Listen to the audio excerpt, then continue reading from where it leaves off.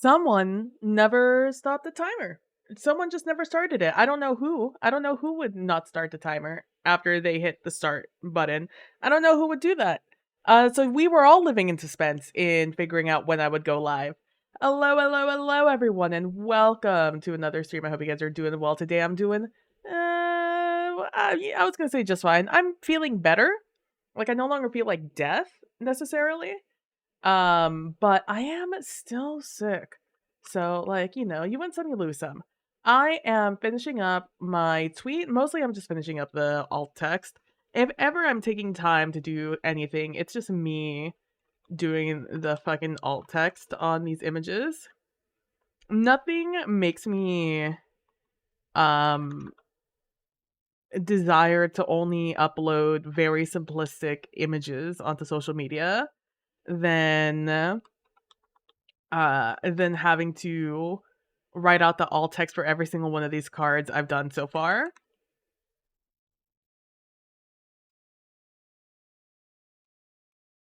But I hope you guys are doing well today.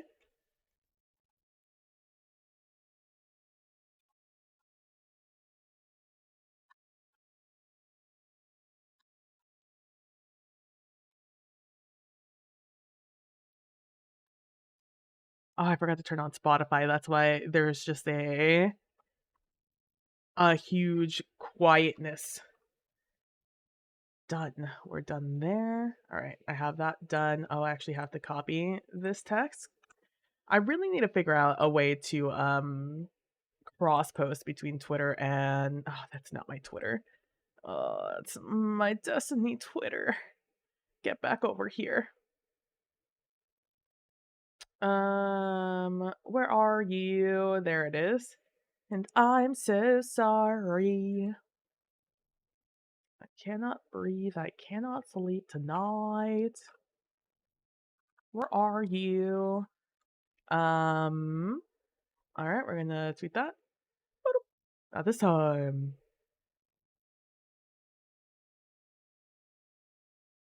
And then we're gonna post that. And then I'm gonna post it on screen.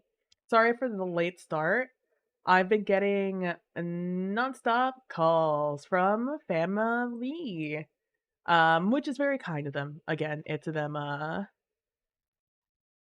calling me to wish me a happy birthday, and or slash me calling them to thank them for their present, which is mostly just money. Because I'm at that age, I think we all know, where people simply will send you money instead of anything else. Also, you'll see I have the webcam on today. Let me tell you, I had a hard time working with this webcam today. It was not cooperating. I'm over on the Discord. That's what I want to do. Over here on the Discord. Discord. And I put that over there. And then HTTPS slash www. Wait, can I copy and paste my own link? Is it over here? Yes. Copy, paste. At here. I also should find a bot that could do this for me, but like here we are, you know? Sometimes you win some, sometimes you lose some. Ba-da-ba-ba-ba-bow. Um, it's my birthday. Also need to get this card deck done. Oh, we're doing them both today on stream. And then we're gonna do the cheeky HTTPS. Bloop, bloop, bloop, bloop. Oh, wait. Bloop. Already got that going. All right. Whoo-wee. I think we're good. I think I'm good. I think I did everything else I needed to do. Oh, I don't need to be on Discord because I have me. Maybe later. Maybe later I'll turn me off and I'll turn cartoon me on. But for now, I'm so frazzled. I need you to know I've been trying to start stream for I don't know. What time is it? 6:56 p.m. I've been trying to start it since 5. I just so we all know. But I have simply been it's me. I made my own issues. Um,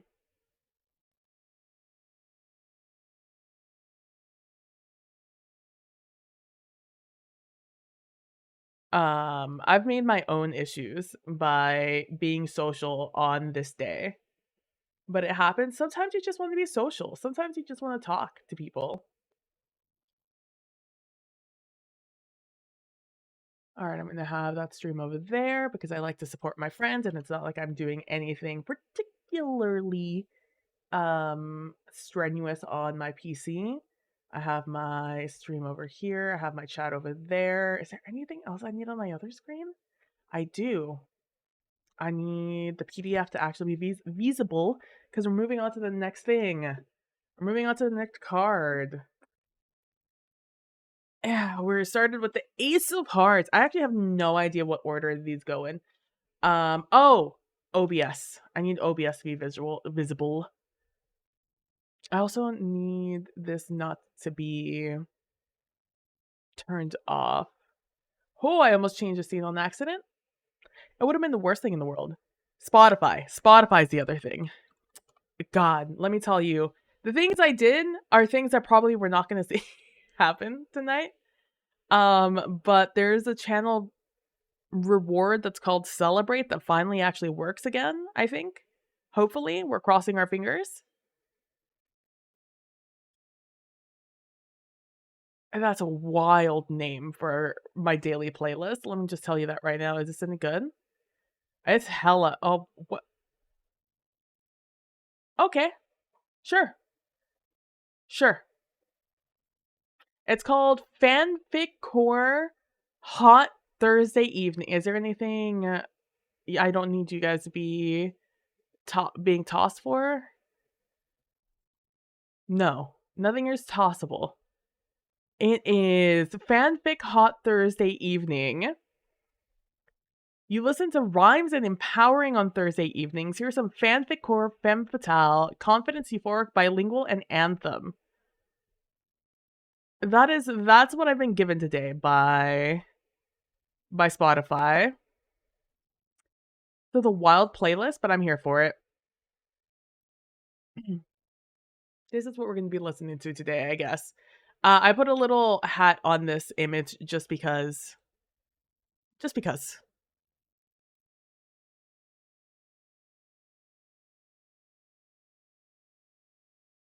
Okie dokie artichoke.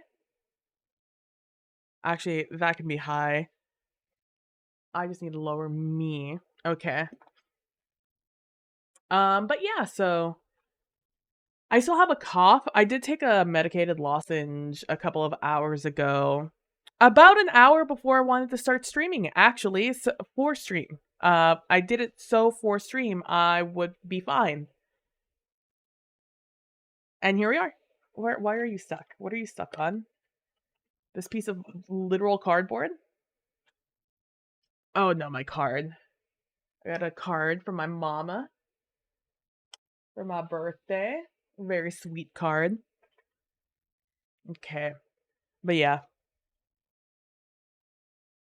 So today I'm going to be deleting that. We no longer need our transparent card or little thing. All right. So we're moving on to, are we going to K? Is K the next one?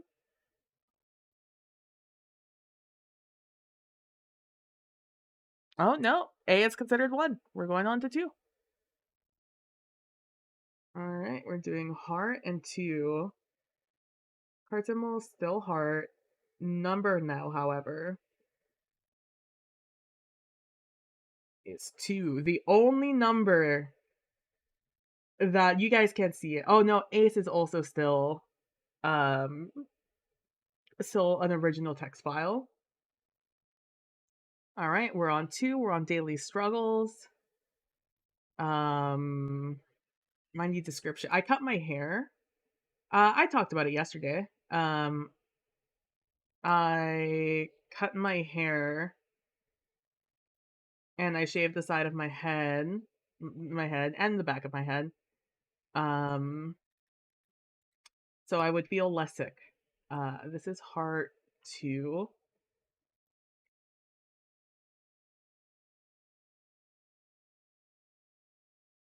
I am in fact just gonna lock that. All right. What do we have for 2? Water. Water running freely in the wastes. You have discovered a small natural spring. The water looks clean, but do you drink it? This is just a straight up narrative card.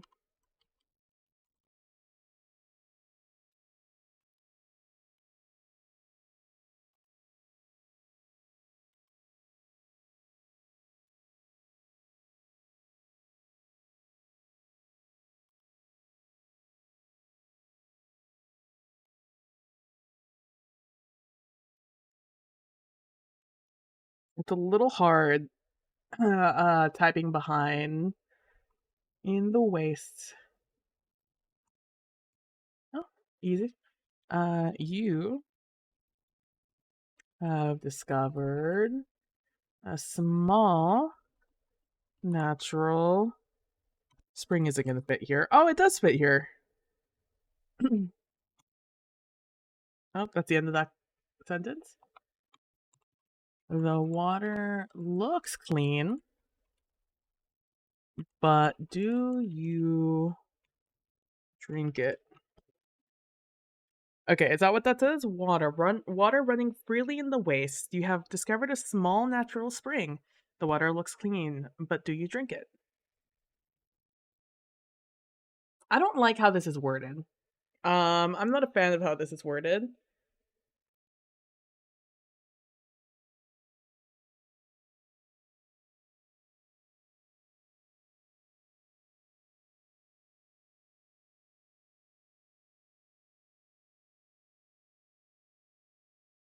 Okay, I know how I'm going to rewrite this, but I need to actually move this over here.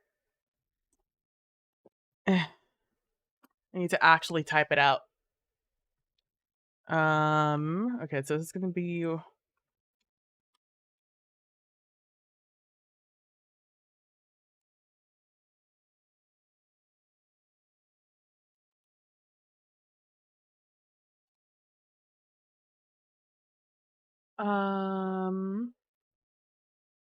I think this works fine. I think I'm good. Am I good? Are we Gucci? What is this? This is not for me. None of those messages are for me. I would have probably heard them otherwise. Actually, I'm gonna move my chat over here actually. So I don't need to see anything on this side of the PDF, just on the other side. Water. Water. Water. Also, this does not need to be bolded.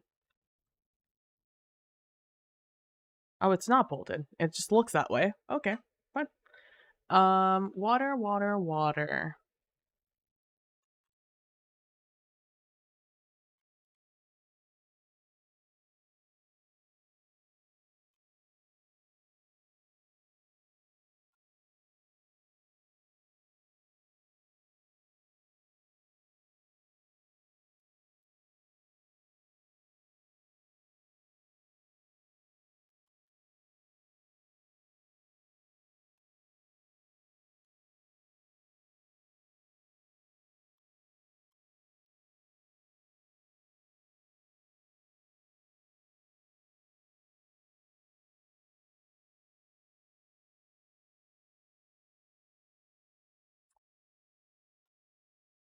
Water running freely in the waste.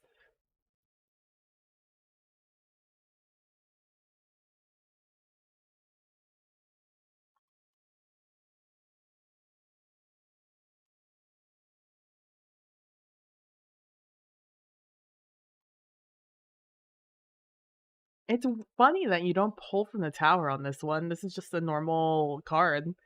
This is just purely narrative.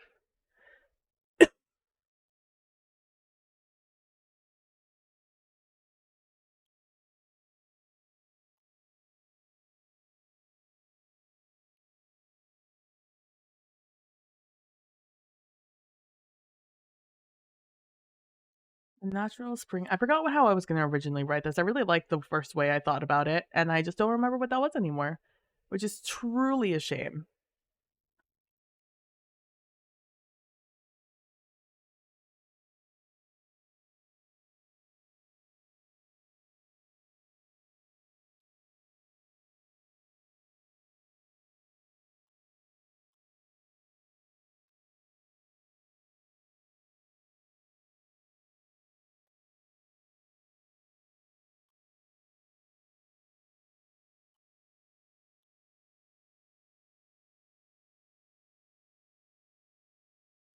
A spring flows freely here in this waste.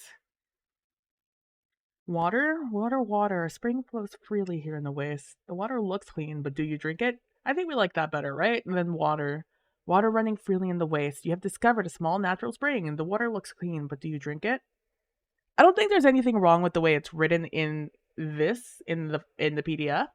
I think it gets across exactly what it needs to. I think for having this be more entertaining, I think I would prefer to rewrite it.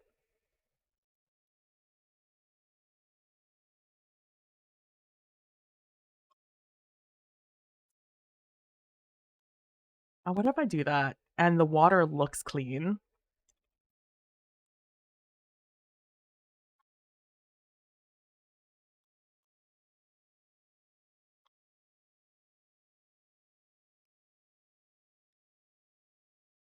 But do you drink it?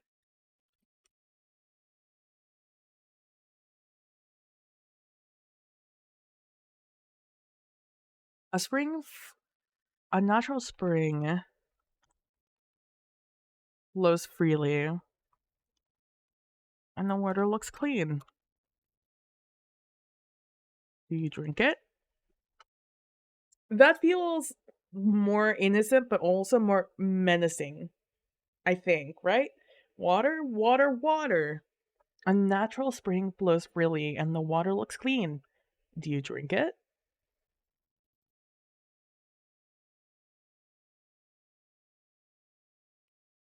A natural spring flows freely here in the wastes, and the water looks clean. Water, water, water. Oh, a natural spring flows freely here in the wastes, and the water looks clean. Do you drink it?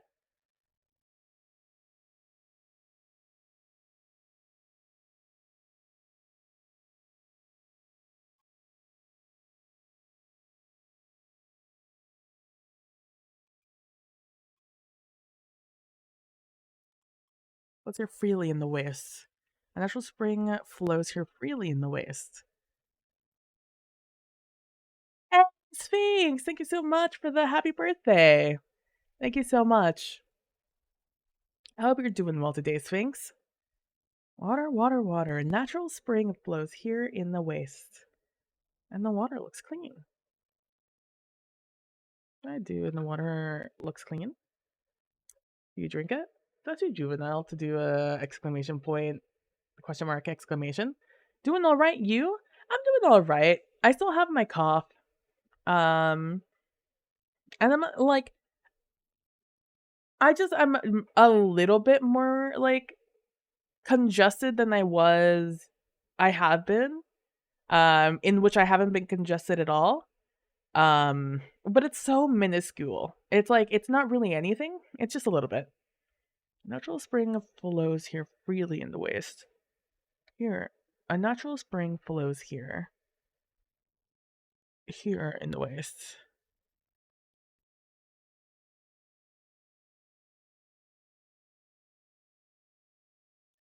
But I don't think I need freely. A natural spring flows here in the waste.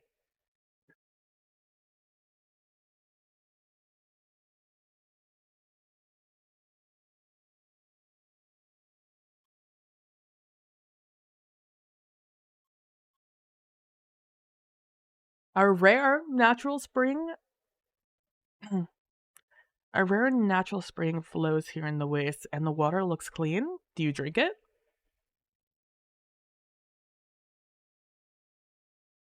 I feel like rare is such a cop out here. I feel like there's a way for me to write this a little bit better.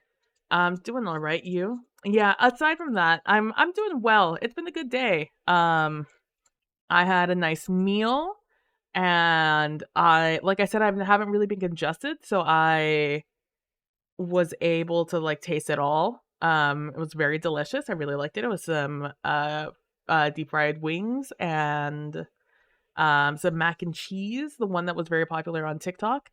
Um, we became very big fans of that one, but it's a little on the pricier side to make. So then just like the regular ragu and mac and cheese that we usually make, or like the box one. Oh, thank you so much, Bude. Thank you, thank you, thank you.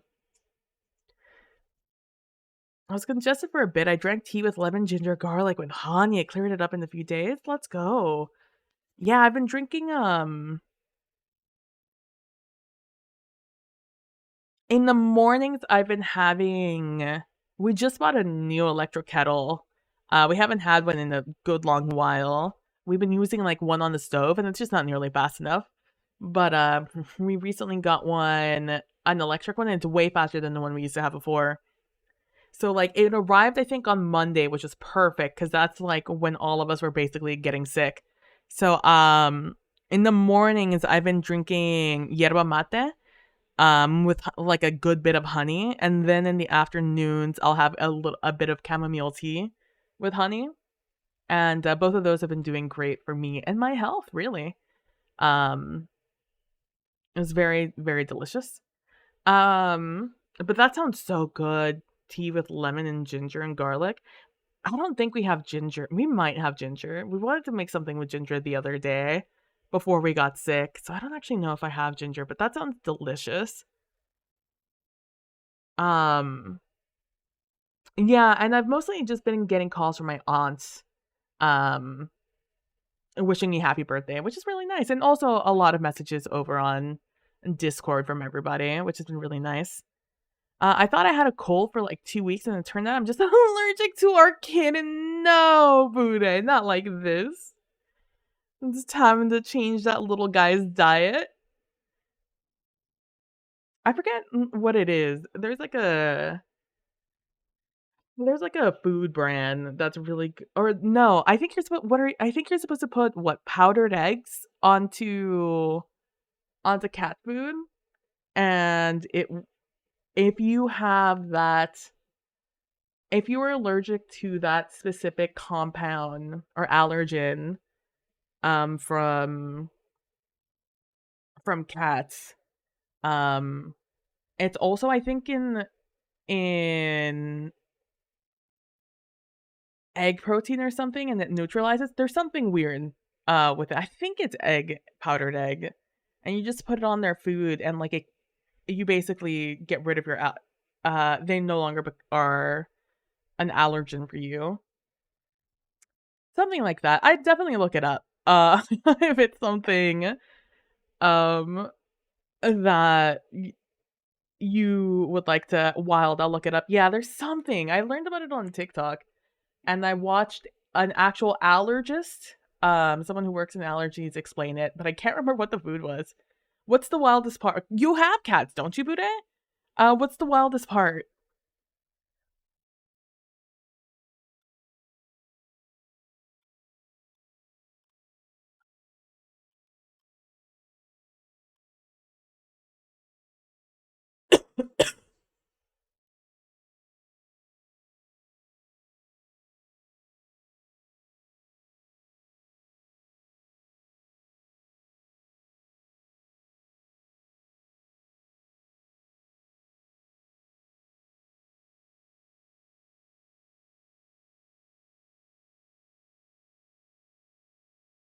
You grew up with cats and with respiratory problems for over a decade? Oh no, Bude, not like this.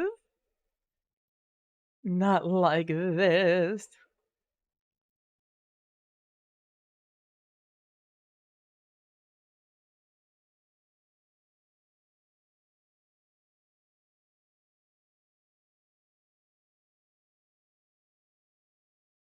Oh yeah, the anti-fel D1 apparently is the FELD1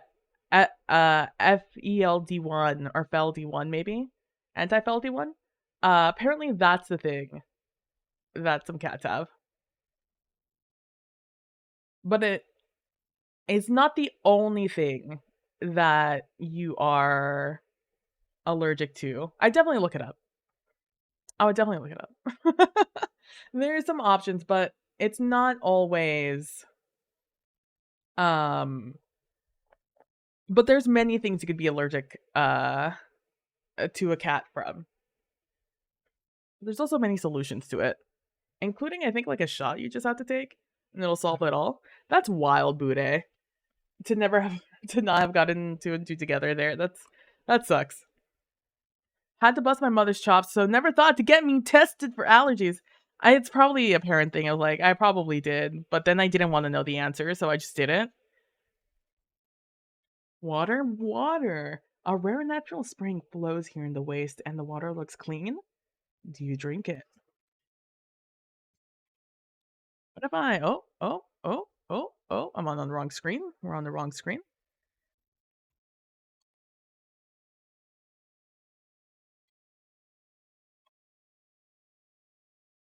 I don't like.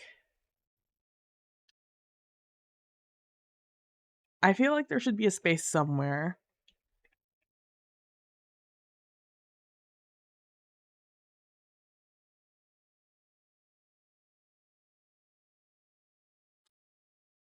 Hey, Kalino! Happy birthday! Thank you so much, Callan.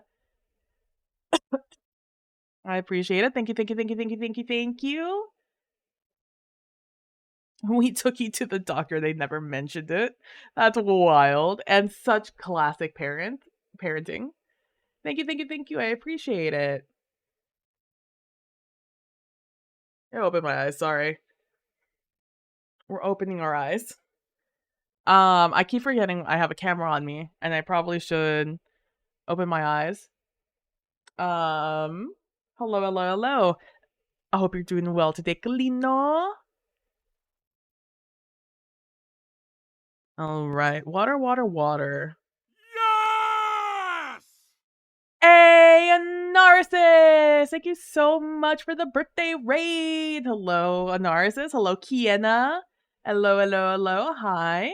Hope you guys are doing well. Thank you for the birthday raid. Thank you, thank you, thank you. Right now we're doing our I'm gonna be playing a TTRPG called Wretched Wasteland by Stuart Watkins later this month, technically on the 1st of May, but I'm just gonna pretend that April has 31 days in it. Um and um the game is based off of a Jenga tower and cards. And you either pull and you can pull from the Jenga tower and you can pull from the deck to see how your day goes. And I decided that I didn't want to flip through this PDF. So naturally, the next logical solution to this is to make my own 52 card deck and put all the props on there instead and make a little illustration for it. Really the simplest option. I feel like also the most obvious, right? I feel like everyone would make that choice. And I have finished yesterday. We spent all our time making this compass here for our very first card. That's not for this card. We're starting our first card right now. Actually, I'm rewriting what they wrote because I didn't love it. I didn't love how they wrote it. So I decided to rewrite it a little bit. And for the most part, there's like 3 different cards, right? There's like you pull from the tower, and you live or die type of situation. There's a purely prompt card, so this is a purely going to be a prompt card. And then there's the ones where you have to do something with the card, keep it or discard it, or the card means something in particular. So that's where we're at. But yeah, thank you so much for the raid, Dylan. I hope that your Overwatch games went well. I don't need to change anything else, right? No, I'm okay with that. We're gonna lock you. And luckily, you guys, I mean, honestly, it looks great. My layers, look at all that work I put in to make sure that my layers were all in the right spot. I finished it. I finished the template 2 days ago, and yesterday we started on our compass. And now we're starting with our next art. Oh, we get to delete those because those were those were something else. Yeah, I'm gonna delete those. Those aren't really anything of significance. And heart A. I wrote heart A, so let's write heart A and keep the naming convention. All right. Boop. Oh, no, we're not done yet, actually. I need to change. So I'm not pulling a card, I'm not rolling dice, and I'm not pulling from the Jenga tower. So I also need to change my icon.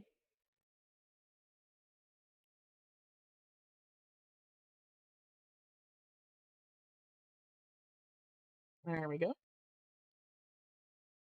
Easy.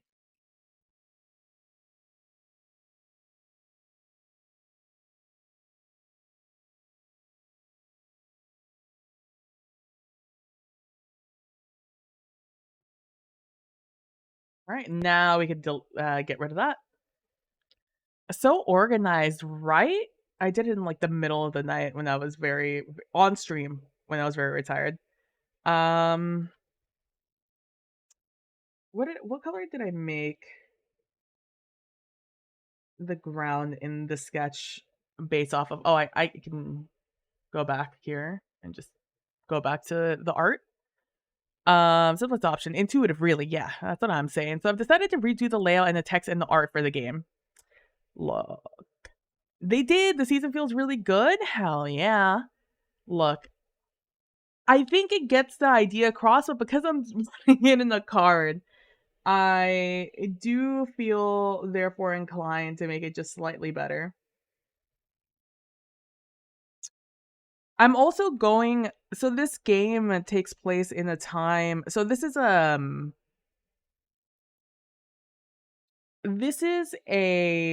game this is a post-apocalyptic game, okay? Post-apocalyptic. We are 200 years past the point of the apocalypse. Um Humanity is still reeling from the nuclear fallout that happened. The world itself, Earth, in shambles. Well, I'm assuming it's Earth. Um and based off of the context clues of this game and what they give you in the lore, is that in 1985 is basically when the war started. And in one of these cards, you stumble upon a theater where it still has a sign for Die Hard, a Die Hard show showing or movie showing. So, based off of when Die Hard came out in 1987, one can assume that the world stopped in 1987 because that is when the nuclear destruction happened, or something terrible enough happened that it halted entertainment. Right? I'm going to choose to believe that the apocalypse happened in the late 80s, 1980s. So for the art style for this, based off of not only this cover, for Wretched Wasteland, the actual game, but also based off of the timeline, I'm thinking of going for more of that retro look, that retro 80s look, where it's a lot of bright colors, a lot of contrast, very pop out colors, and things that aren't very things that are colored differently than they would be IRL, right? So, for example, this is a military compass right here. What I've drawn here is a military compass. Whether you can tell it or not, it's disheveled and broken because that's what the card calls for. But it works well enough to be useful. And I decided to make this military compass, typically military green, but I made it blue, right? And I made the interface yellow in order to get that sort of pop art feeler. Things that make you go, exactly. So I want that sort of more retro pop color. So it not only looks better on stream, because again, what you guys are going to be seeing is about that, right? If that on stream. Um, so whatever it's gonna be, it needs to be, you know, it needs to pop. I love the color palette. Thank you. So that's kind of what I'm going for. And so these first few cards are going to go a little slow because I'm really trying to get like a feel for how this is gonna go, the color palette, right? Bold, yeah. I want it all to be very bold colors. Because if you look up like 80s retro vintage. I'm so sorry for using these words. If you're born in the 80s, I'm so sorry, but that is just a terminology you need to use now to look up those things. And you look up art from that age, it's all kind of all um off it's like not exactly the colors we know now. They're all a little more pastel-y. 90s baby privilege calling the 80s vintage. I'm not the one calling it vintage. It's how long how okay, let's look it up. Yeah, let's just look it up. We'll Google it. I'll Google it for both all of us. How long ago does something need to be called vintage? At least 20 years old, but less than 100. True vintage is a subcategory for items that are at least 50 years old. Kira is vintage.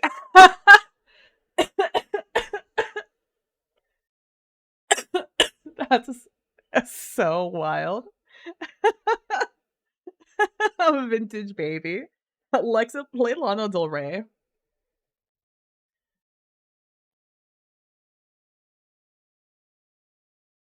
I'm just about middle age and I'm an 80s baby. We're vintage.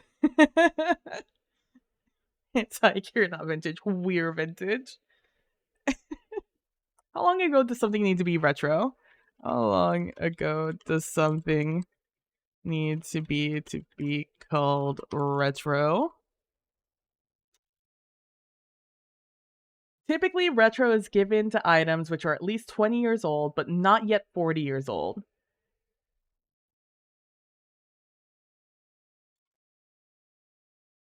Anyways, I watched a TikTok the other day where this teenager, I have to assume, or maybe early 20s, called something in the 90s vintage, and it hit me from left or retro, one of the two, and it hit me so hard it hurt my feelings.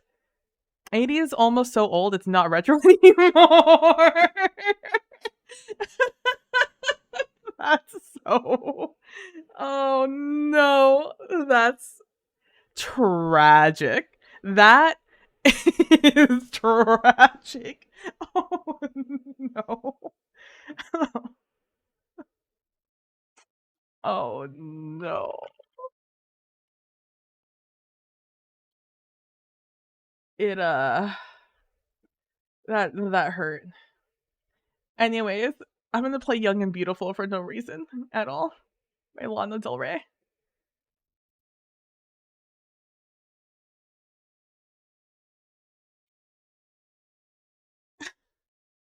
My sister's born in the 80s and my brother in the aughts, so we cover the full gamut.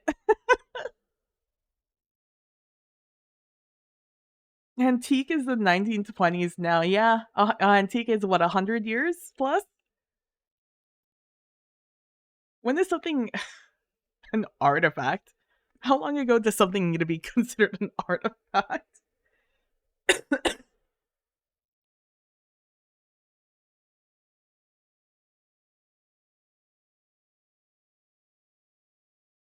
Alright, if I'm typically gonna use this for water, right?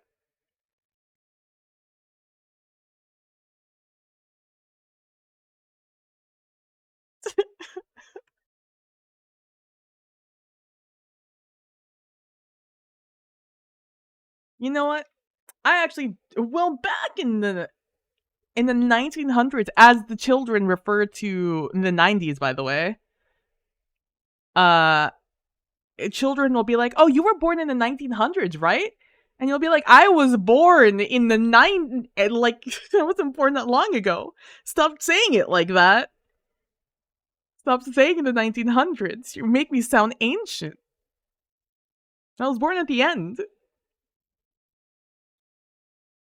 A natural spring is what I'm looking up because I don't actually know what constitutes as a spring.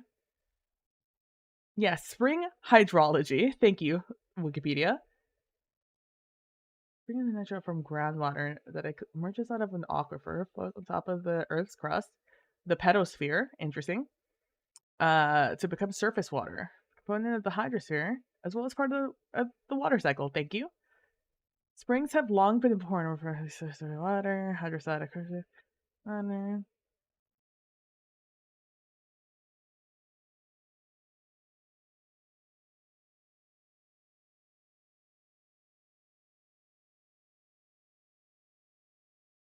Okay, I do understand what that means. I'm a product of the prior century.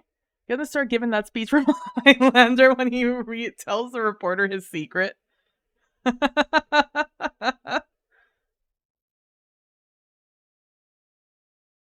right, we're thinking wasteland, right? So wasteland is like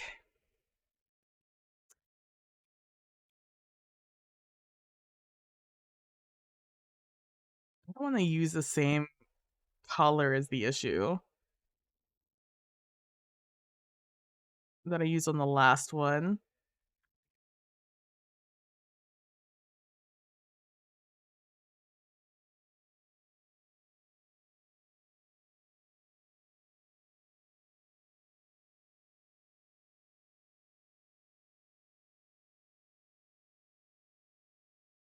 This oil paint, so it's gonna be slow. It's doing too many calculations right now. I mean, we could always change the color. I was born in the 1900s, and I am immortal.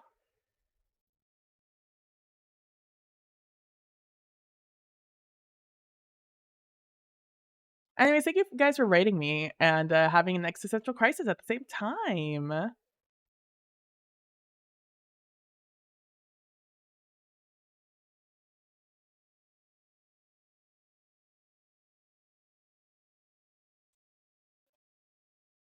This is why you guys come to the stream, right?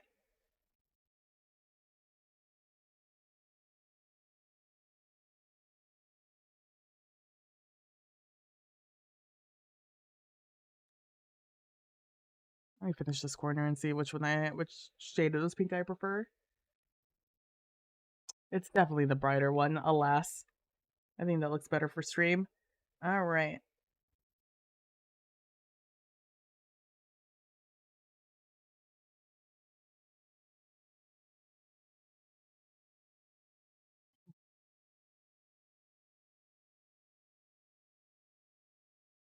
How do I want to do? How do I want to represent this?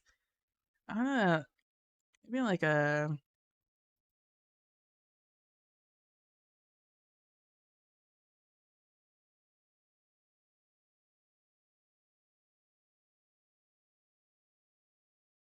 Like that, maybe?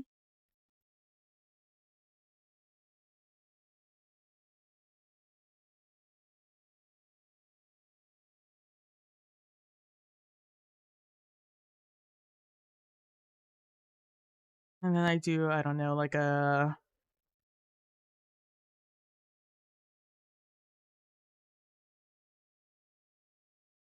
I don't know how I would.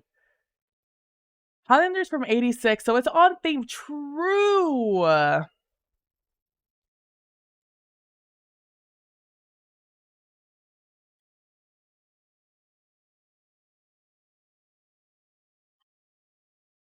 I'm a very.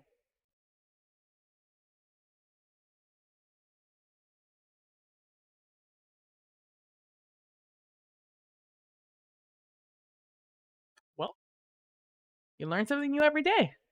All right, let's not Google that again. Natural.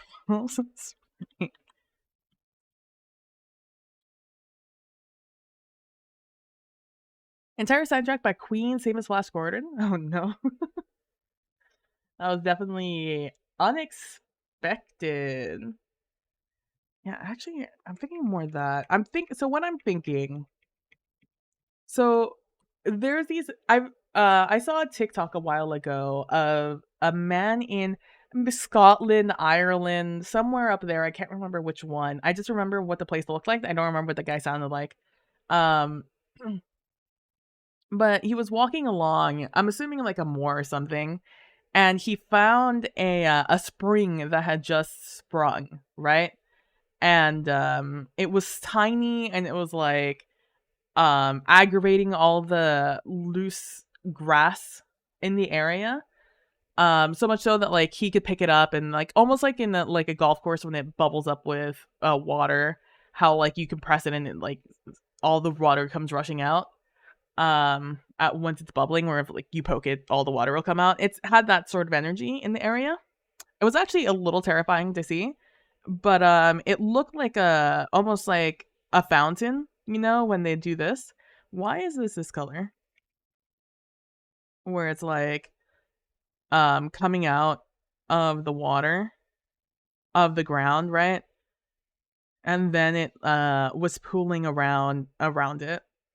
So I'm trying to figure out how, if I want to do this, how I'm going to make it look that way, you know?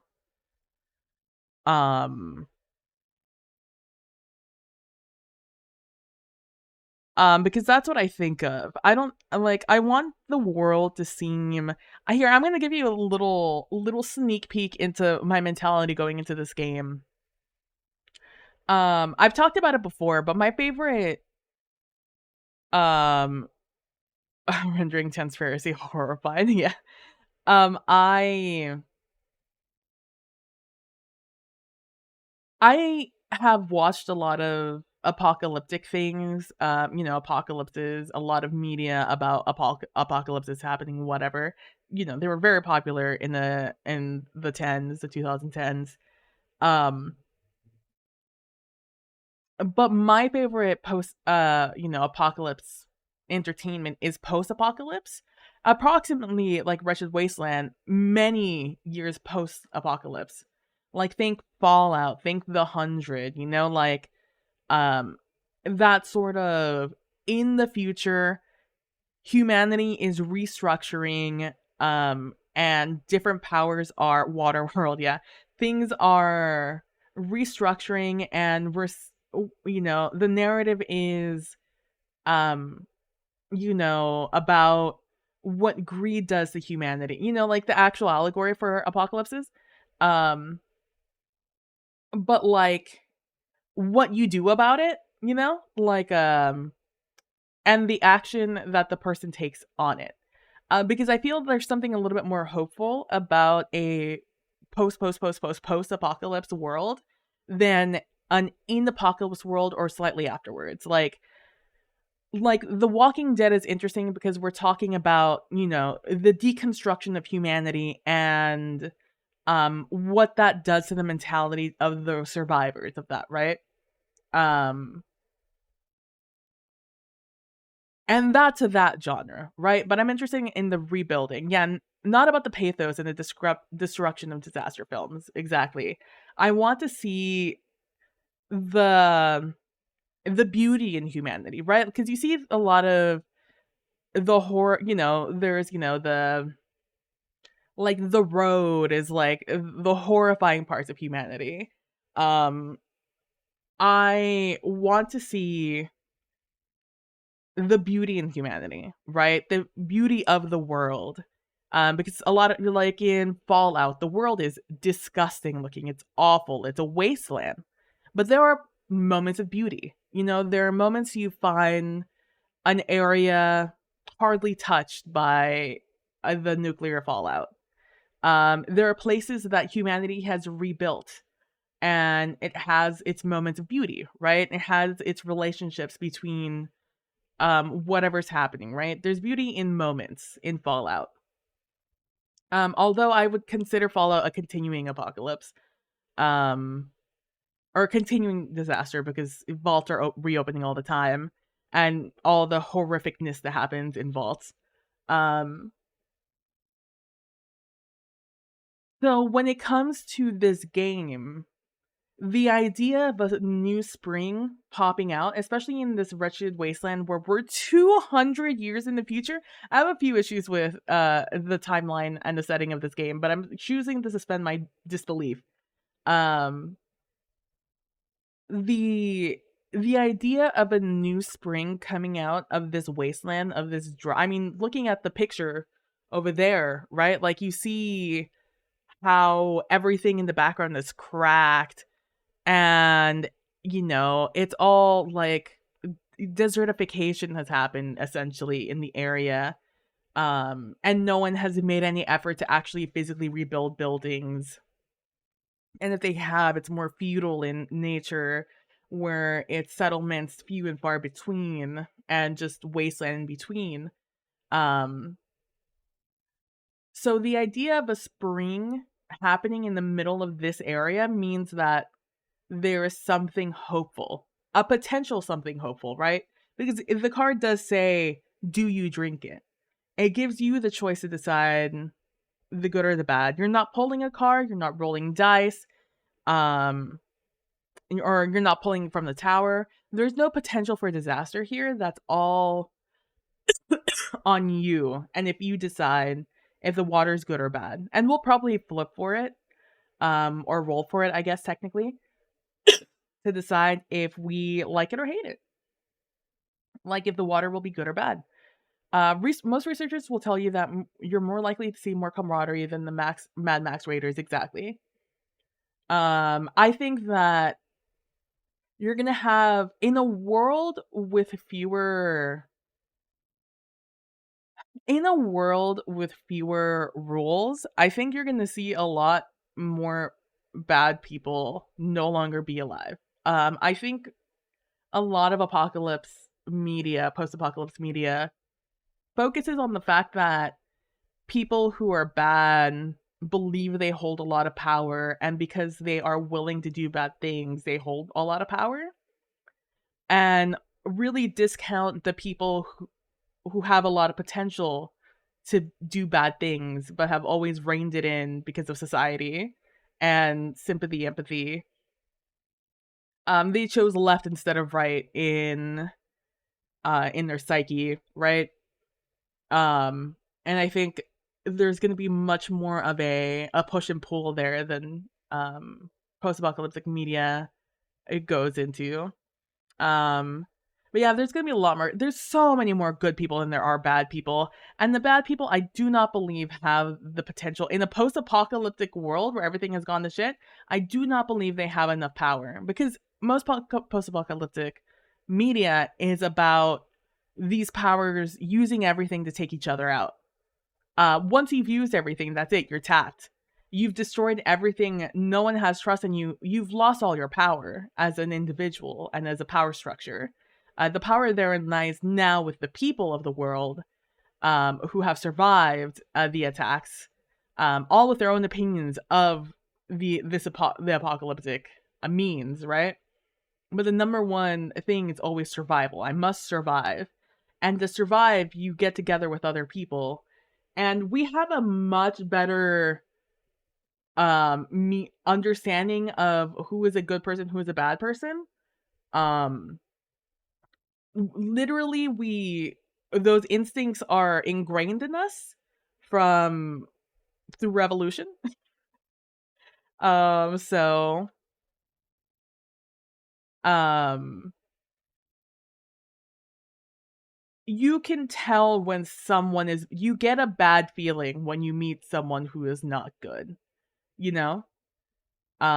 Like genuinely not good. Like there's a lot of people who kill people out in the world.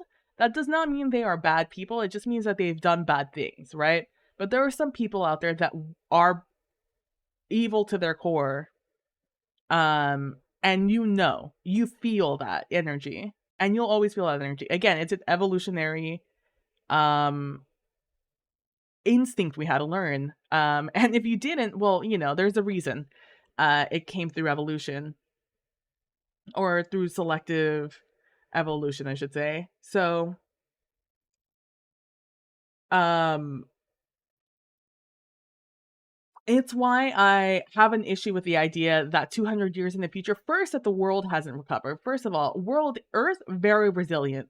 Does not matter what kind of bullshit we put it through. Very resilient world. And I think there's also a lack of belief in humans to find a way to um adapt and migrate to areas that are easier to live in.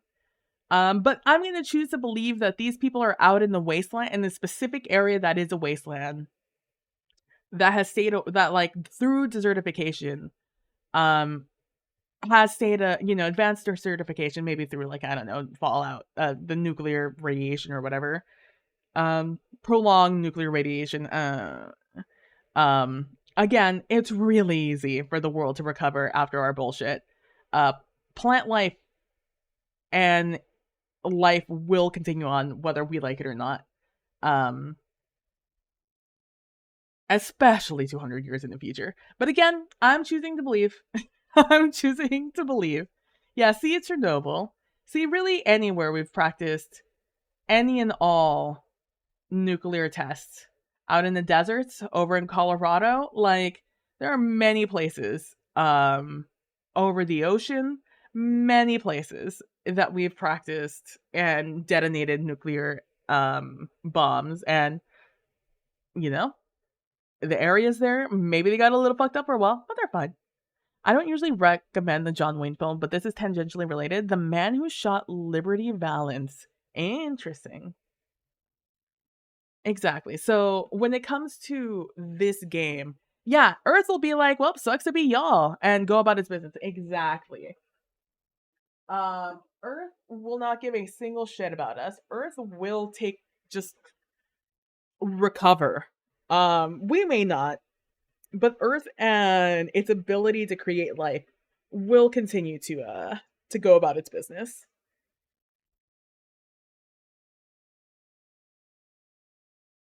Especially 200 years in the future. But again, I'm choosing to believe. I'm choosing to believe in the setting of this game, as a unique situation. Um, and it's a sci-fi universe. Maybe these bombs weren't nuclear. Maybe they were a little different. Maybe they were made with anti-life energy. It sucked the life out of the general area. We'd have to mess it up hard for it to take hundreds of years to recover. Like, climate change levels are bad. It recovers, but it's a slow march. Exactly. And even then, the livable places now would be affected. But there would be places in the world that would also be affected, but not in a way that would be detrimental to the existence. And also, humans are wildly adaptable. We live in such extremes in this world, from extreme hots to extreme colds. We're That is our number one power as humans. We are highly adaptable. It does not take long for humans as a whole to adapt to a certain climate. Um, Very dry, very wet. We'll eventually figure it out. Especially with the amount of technology and information, not really technology, but information that we have as a people. Adaptability, passive, always active. Exactly. For most of us, adaptability through the roof. Um, and truly, we are pioneers of making the areas we live in adaptable to us. Um, Hence, like in Mexico City, the capital of Mexico, the original Mexico City that the Aztecs, I believe, built was literally on top of water. They built a city on top of water. It was a floating city. So, like, because, and the folktale is that they were they were moving, they were migrating, they were traveling, and they were like, we'll stop when we see a sign. When there is a sign from our gods, we will stop there, and that is where we will build our city and worship our god. And so as they were traveling on in the water on a small piece of land, um on a I believe a cactus, they saw a falcon or some sort of eagle fighting and eating a snake. And they said, that is the sign. This is where we will build our city, and this is where we will worship our gods. Over the water, they created into a floating city, which is still there. It's again the capital city of Mexico. They've just continued to build it. Um, and originally they made floating farmlands. They made canals that you could you know, canoe through. And it only had two entrances to the city that were on land that they built. So like, if we wanted to, we could. We have the power and adaptability as humans to really do whatever the fuck we want. So long as there's a will and an ability, there will be a way. We will figure it out. We are a very stubborn species. Another tangential recommendation: The Ginger Star Knolls by Lee Brackett. Sword and Planets, sci-fi about a dying planet freezing and the ice caps our arable land shifting yearly towards the equator. Oh, the novels, I see. The Ginger Star novels, interesting. Yeah. It's like, anyways, that's besides the point. I am choosing to do a newly sprung spring for this because I like the idea of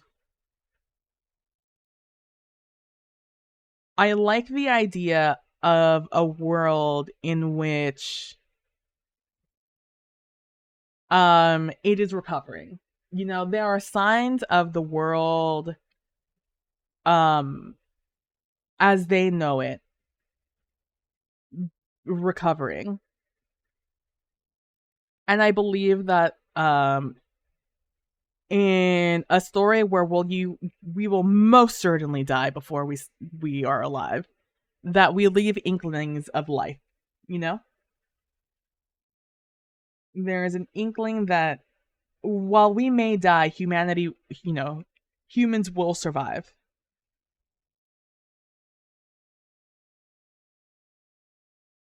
But that being said, again, I'm trying to figure out let me block it out. We're just gonna block it out and we'll figure out how to do it from there. We'll do big shapes.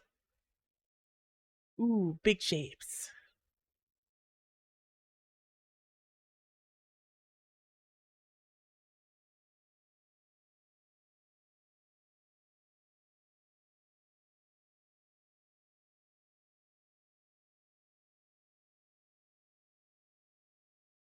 Sorry, I'm checking messages.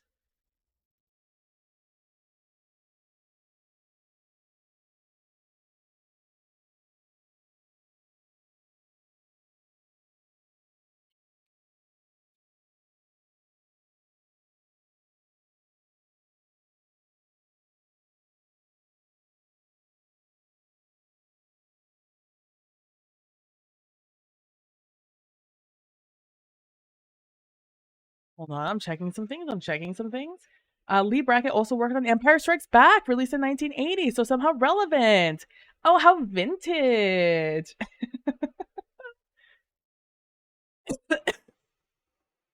That's just the. I'm just being silly.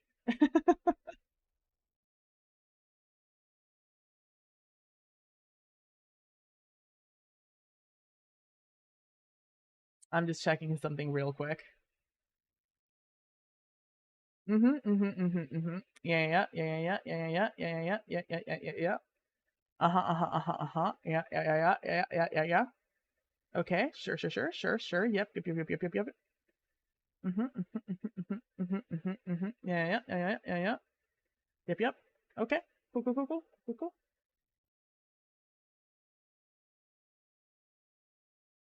Okay. I just need to check something because there were very many messages coming in and out of a certain Discord I'm in. And I knew that something big had happened, and I just needed to know what it was. It was just a merch drop. All right. So this is probably as big as it's gonna be. If I'm looking at this, it also like over splashes, right?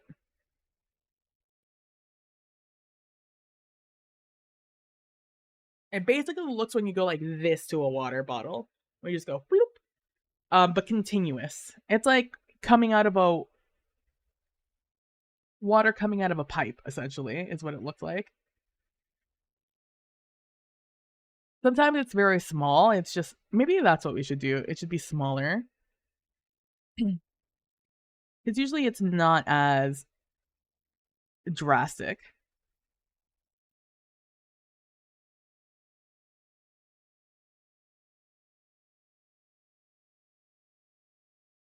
It looks a little bit like a hat right now, but I'm sure it won't look like that forever, right? Right? Um the hat allegations aren't getting any better.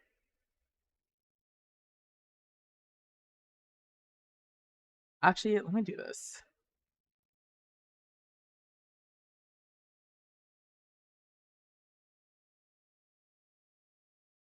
Okay, I think I know the angle, the perspective, I should say. I want this to be at. I want it to be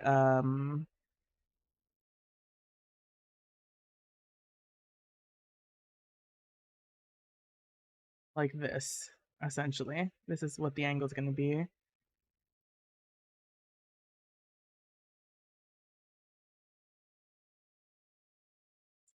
Hey, maybe I should look into like watching some videos on perspective because I keep doing this to myself.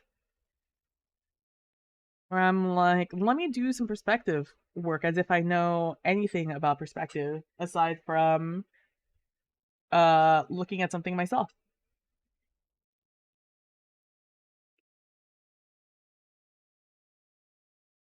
We're gonna be looking at it. You know what? Hmm, yeah, we can do the whole thing.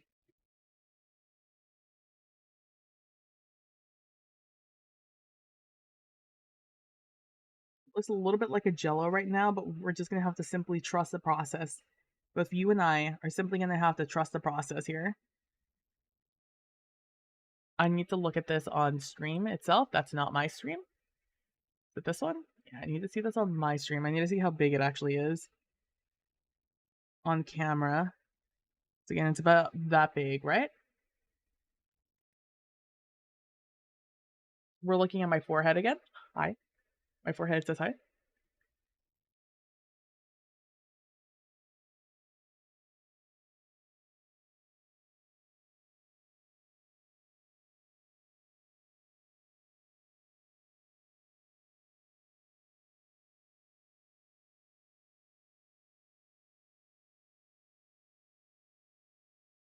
Might be a little too small. Let's dial it back up a little bit. Yeah, that's good. That's good. All right, it's going to be about that big.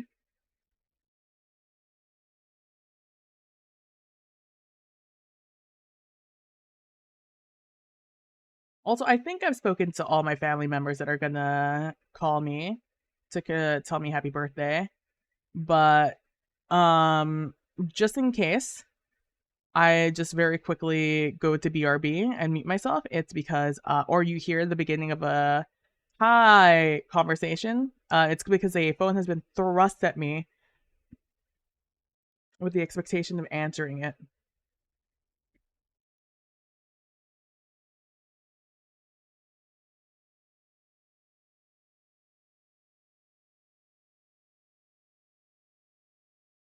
And what I want is like water lines, right?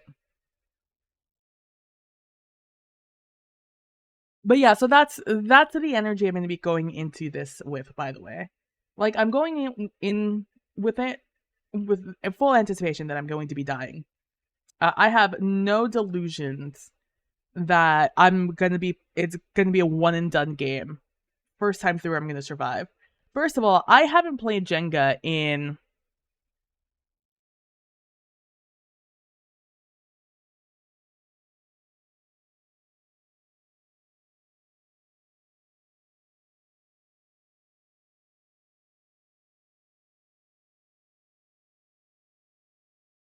maybe 20 years. I decided to go back by 10 years in my life. I was like, okay, it's 2024. 10 years ago was 2014. Have I played Jenga in since 2014? No. I was like, okay, let me go back another 5 years from 2014. That would be 2009. Did I play Jenga between 2009 and 2014? No. All right, another 5 years before 2009 to 2004. How old was I in 2004? 11, okay. Did I play Jenga after the age of 11? I don't think so.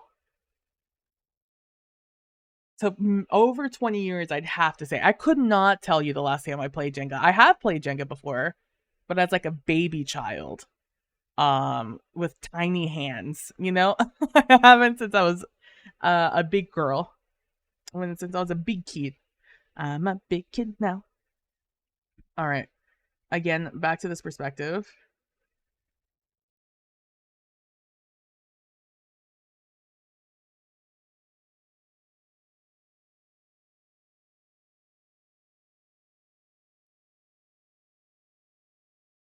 So the way we're looking at is this is what flat would look like. I'm looking at everything here. So I'm looking at like this. I need something to look at. What do I have? Okay, I have a box with apparently a ball in it. Okay, if I'm looking at you like that, I look at you like this, right? Looking at you like this is what I'm seeing. All it has shifted is me. I'm now looking at you like that.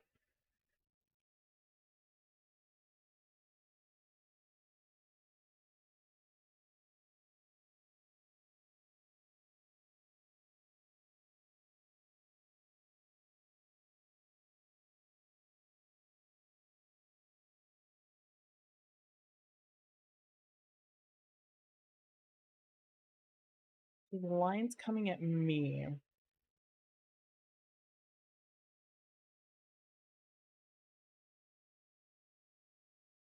Trying to figure it out.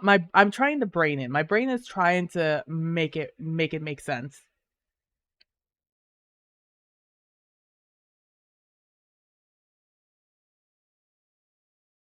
And I want it to be like we're walking up on it, right?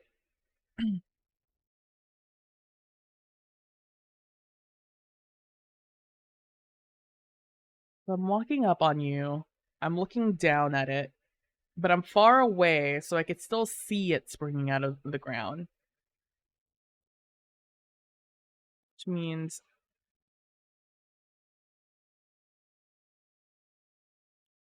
my lines would be like this. So basically what I have there.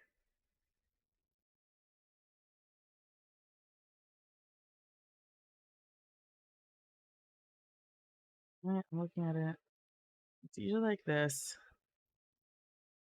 I'm moving it forward to me so it's angled.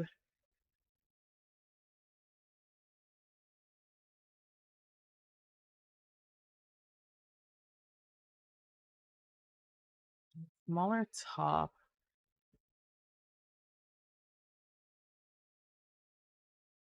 Trying to figure it out. We're trying the math. The math is trying the math right now. My brain making calculations. Beep beep beep boop beep beep boop. Would you believe me if I told you I've never seen Star Wars?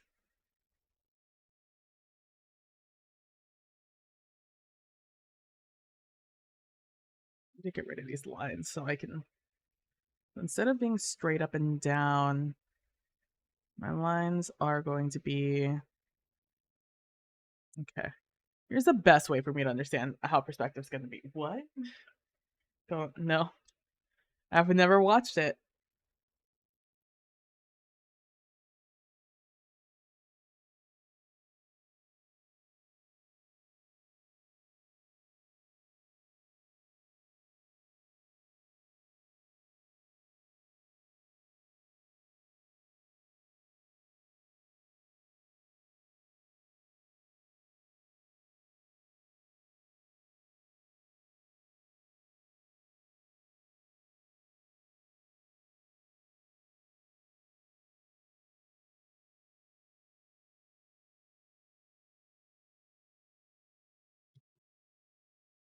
Star Wars.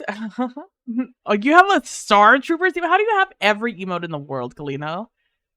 Star Wars is fun. Is fine. I enjoy the universe more than the movies, honestly. And you know what? That's okay. Yeah. I've heard that opinion a lot from people where they like they enjoy the idea of Star Wars more than they enjoy the actual content coming out about it. And honestly, I big respect that. If I had $1 for every sci-fi fantasy universe I really enjoyed, um for the world building more than the actual stuff itself. Let me tell you a story. Let me tell you all a story real quick as I try desperately to figure out how perspective works. Um I once upon a time um read some books, right? I was in, it's the 2010s, like I said. They're very well known for their apocalypse esque content. And I ate that shit up because I had stress dreams in college. I don't know if you guys know what a stress dream is. A stress dream is just a dream you have that indicates you are stressed out. It comes in many shapes and forms. Some people have the dream of all their teeth falling out. Um, that's a very common one for a lot of people to have. And a lot of like loss of control type dreams, There's the teeth ones, there's people losing control of their cars. The teeth one for you, Bude? It's never happened to me. My stress dreams in college and for many years after that until my stress levels got reduced were apocalypse dreams. I had zombie apocalypse dreams every single night. Several, a lot of the times. Very vivid ones because I'm a vivid dreamer. And yeah, no, my body was just like, no, no, no. You will be dreaming tonight, every single night. We will not give you a break. And it was just constant zombie apocalypse dreams of surviving. And in my dreams, I don't know how dreams are from other people, but for the most part, in my dreams, it's not me. I am not a living character of my dreams. I'm mostly not even the character in my dreams. Um, I am simply watching something happen, and I'll be playing one of the characters. Like, I will be one of the characters in this dream.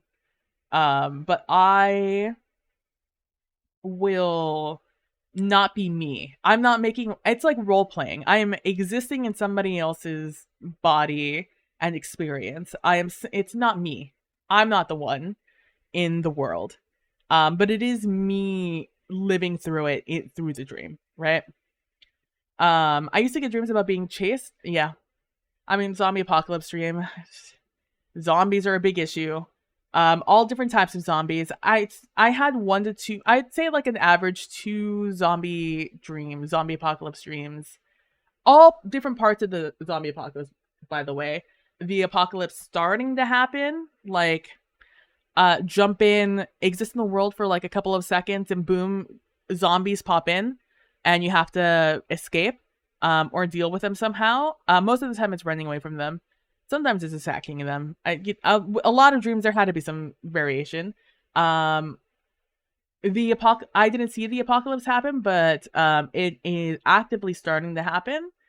There is the world has now been overrun by zombies.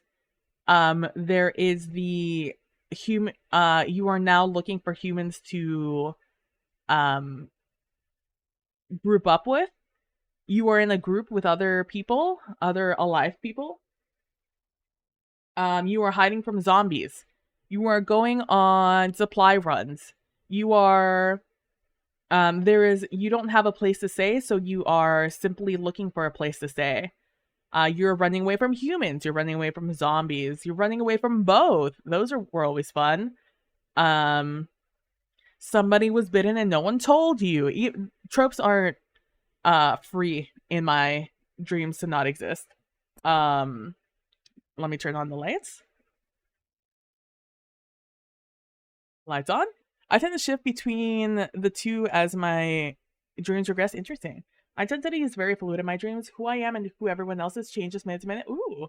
Anytime I had a zombie dream, we were the few dreams where I could hit things and actually hurt them. Usually I have marshmallow muscles in my dreams. Yeah. Um yeah, I have that a lot punching people. I can't punch people in my dreams either. Um Zombies though, very much like TV cut though in my dreams where I'm not actually seeing the zombie get smashed. It's like it cuts right as they're about to get hit or as the hit's about to happen. Like the swing back, it's a cut, and then further on. I guess we were trying to keep a PG-13 rating in my dreams. Um, um, and so any and every variation, slow zombies, fast zombies, World War Z zombies, 28 Days Later zombies, zombies that really aren't zombies, but we're gonna classify them as zombies, um, ones that die to natural causes and weather effects and things like that. The Walking Dead zombies, when Walking Dead rules, when you die, you'll come back up as a zombie. The ones where you die. I've every single variation. Again, about two a night, 365 for 5-ish years, 4-ish years. It's a lot of dreams. You go through a lot of dreams. So,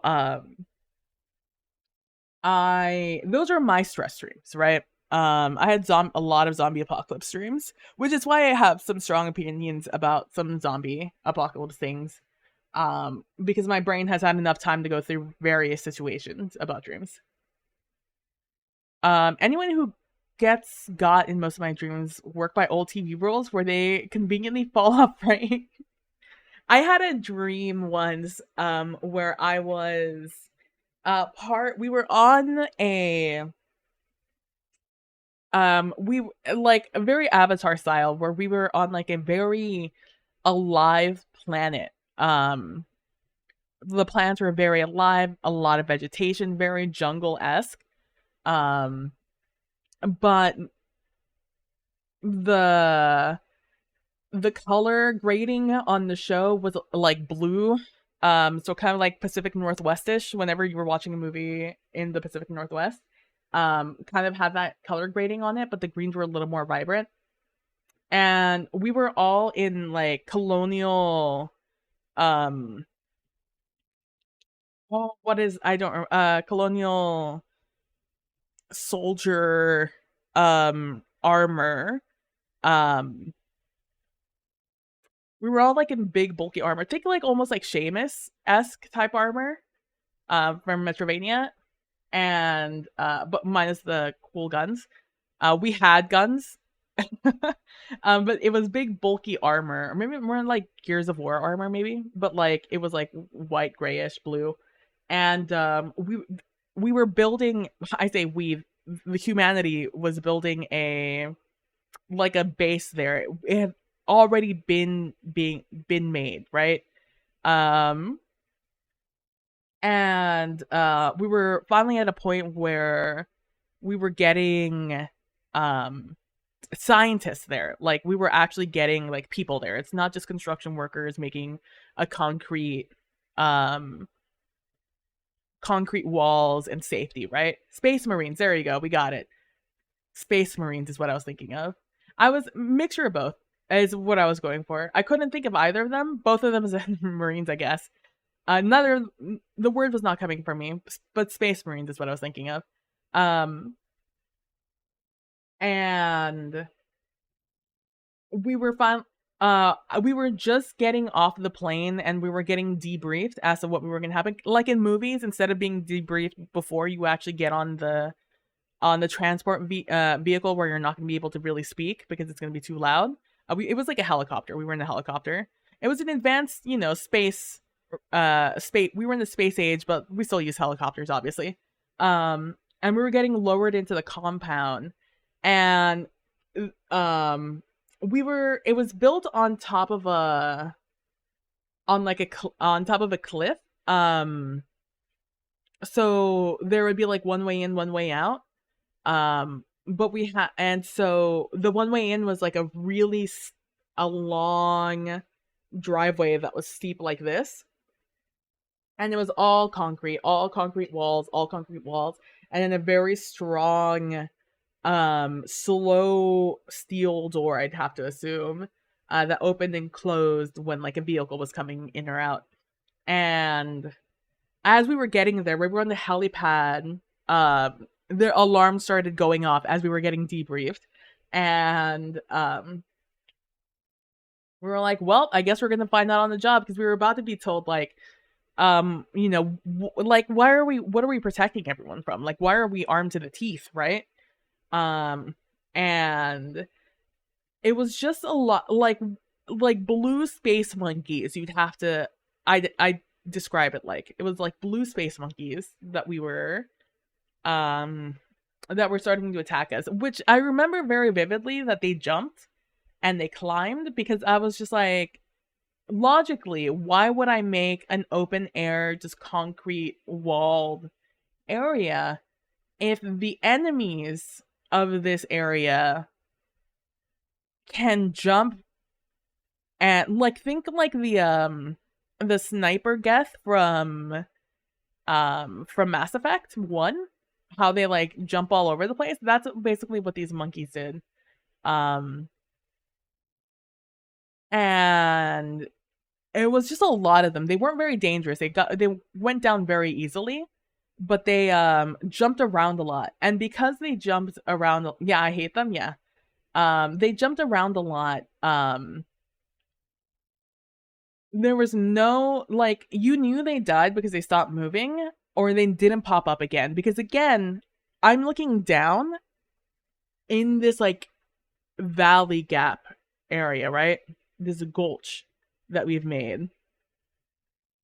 And so I'm seeing these things pop up like popcorn, and we're just shooting them like that. And the camera pans to like us biting, like the bullets raining down on these guys, and then it turns over to look at us actually firing them. So I think I saw maybe one of them actually maybe get shot, but like shot in the movie way, where it's like you see them being hit by the impact, but you don't actually see anything that happens because of a bullet hitting them. And that's what that reminded me of. That like it was just like one solid shot of like, oh, here they come, and then and then a pull back, so we're no longer in the gulch, and you were just seeing them spring up and being popped down by bullets, and then turn to us talking like, what the fuck are these things? And then the scientists yelling over the gunshots, trying to explain, and we're like, can you do that after we finish shooting? Aren't you supposed to be smart or something? It was like some of the probably witty verbiage that was happening there. But yeah, so that was something I had a dream about. I don't remember my dreams most of the times, I'll be honest with you. But there's some of them that really stick with me. And I would argue that that's one of the ones that stuck with me.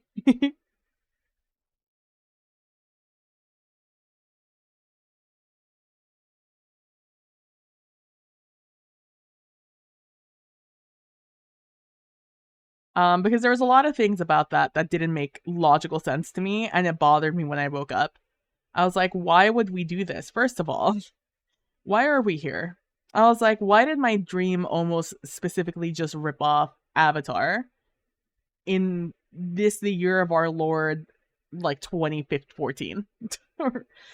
um, or like maybe 15. It was like way after the first Avatar and way before the second Avatar. So I was just like, why all of a sudden is this coming into my brain?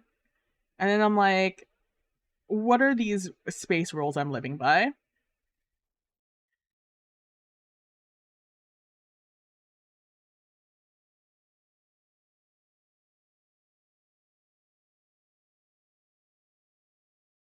And then also, why am I having a dream about space colonialism? You know, like, what is happening right now?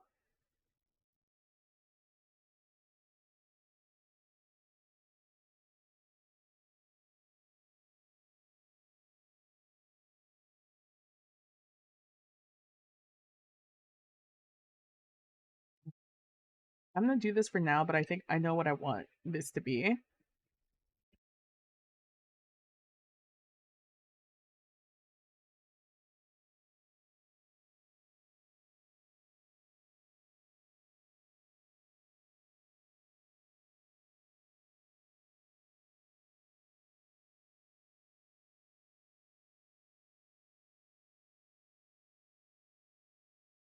This is just so I don't forget. I want to do like I want this to be a rocky area.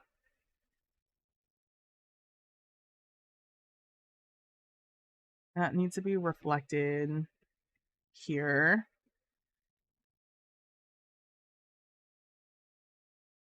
That it really just came straight out the ground with no care of where exactly it came out from.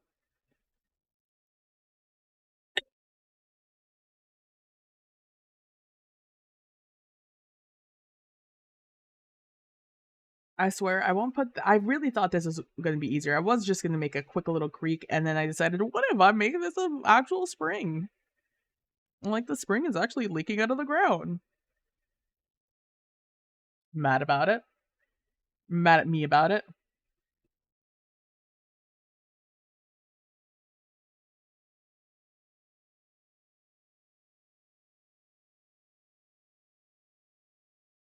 I think I have to figure out how to do the splash.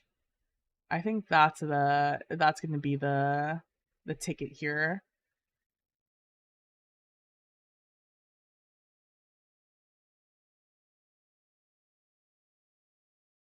I have a really hard time seeing imagining the negative space in something. Um, which I think is one of my biggest weaknesses here. In making art things is that you know how people can just make a face um by blocking in like instead of doing like uh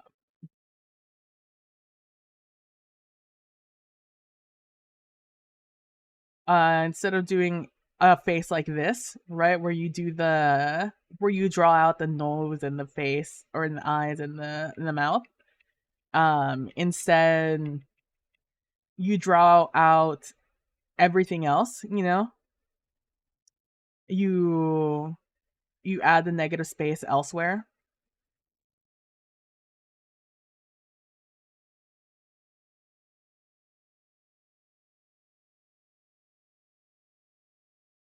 And then from that you infer like where the rest of the face is based off of those those marks.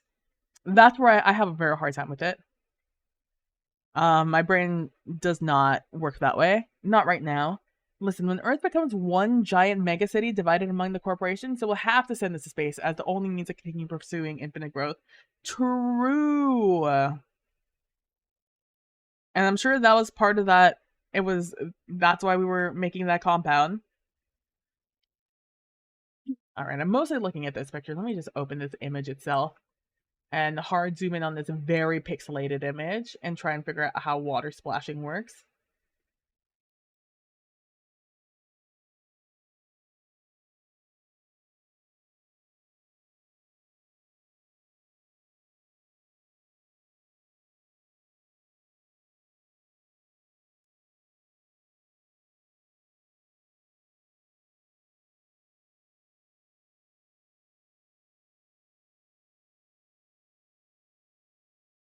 How to water splash.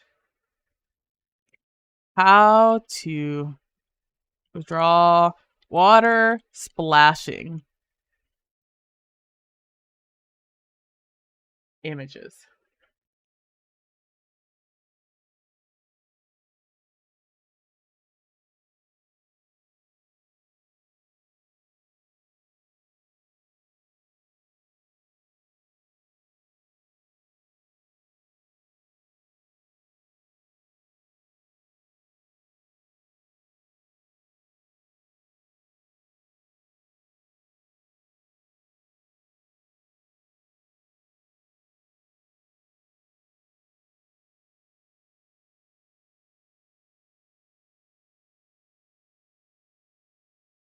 Let me not be leaned over like a goblin since you guys can see me now. It's a reminder to sit up.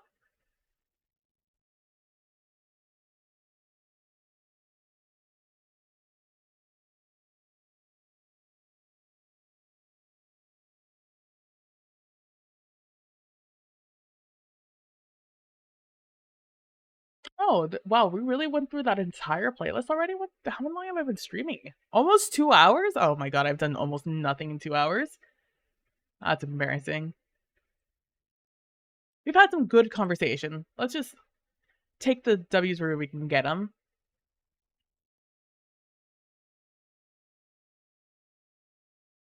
and drink some water.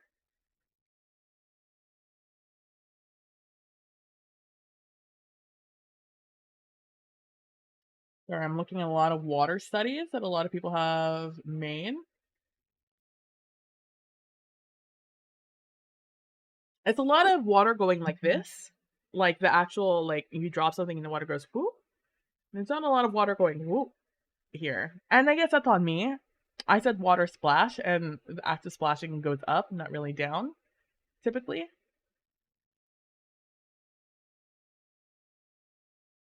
But that is the part I'm interested in.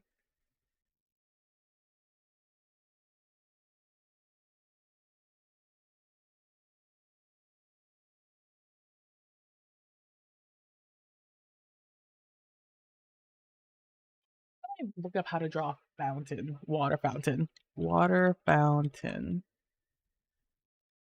A fountain of water.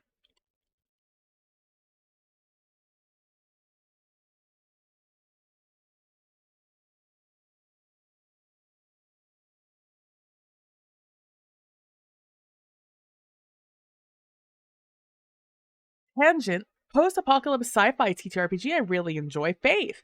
It's set in space, mostly run by two alien empires. Earth is basically Mad Max-style feudal states.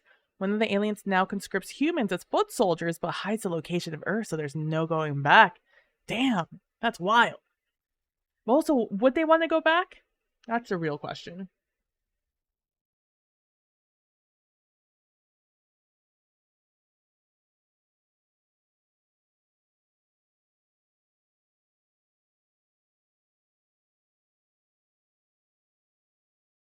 You ever just forget how water looks like?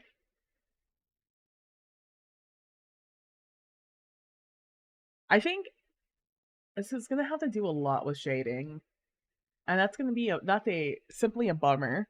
Because again, this is gonna be drawing not the splash itself, but uh the area where it's not splashing. Because water, unfortunately, mostly clear. Even when it's white, it's clear, you know?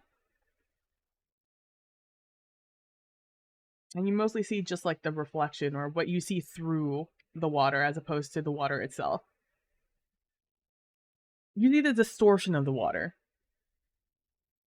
I should say. Um let's do the stylized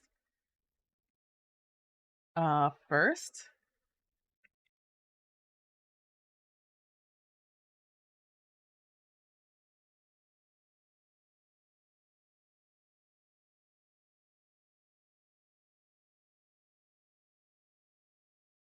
So I can then try and figure it out from there, right?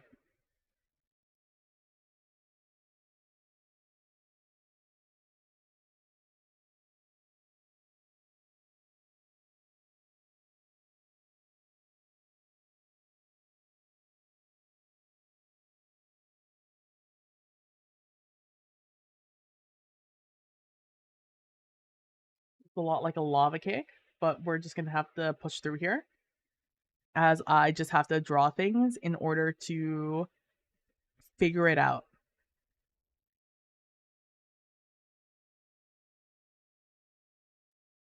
Which is really hard to portray in the simplified style, yeah. Yeah. Yeah. Definitely ways to do it. It's simply me needing to figure it out.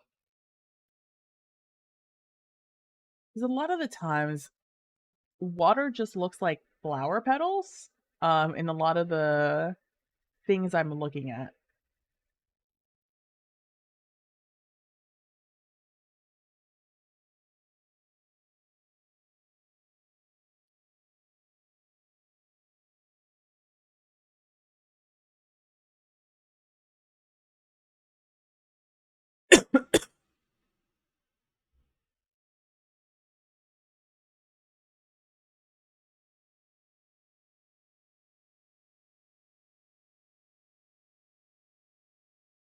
I see a lot of this.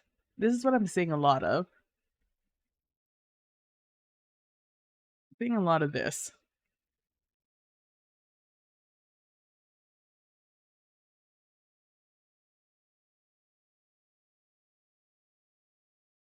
That's a lot of what I'm seeing in these water springs. This is like what everyone keeps trying to tell me to do. Like water coming out there. And then basically what I've done, which is just then convey that it's water based off of movement around the gap.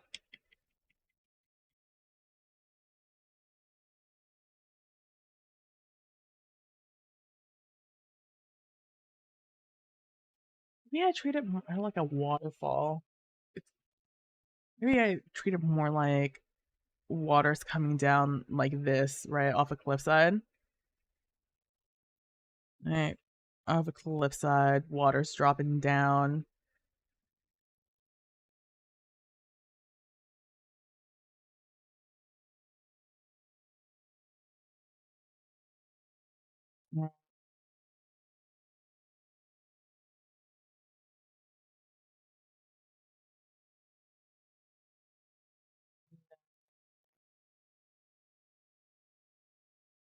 From there,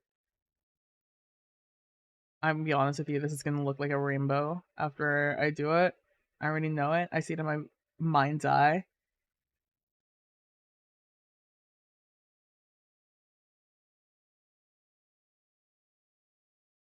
A little dirtier than this though.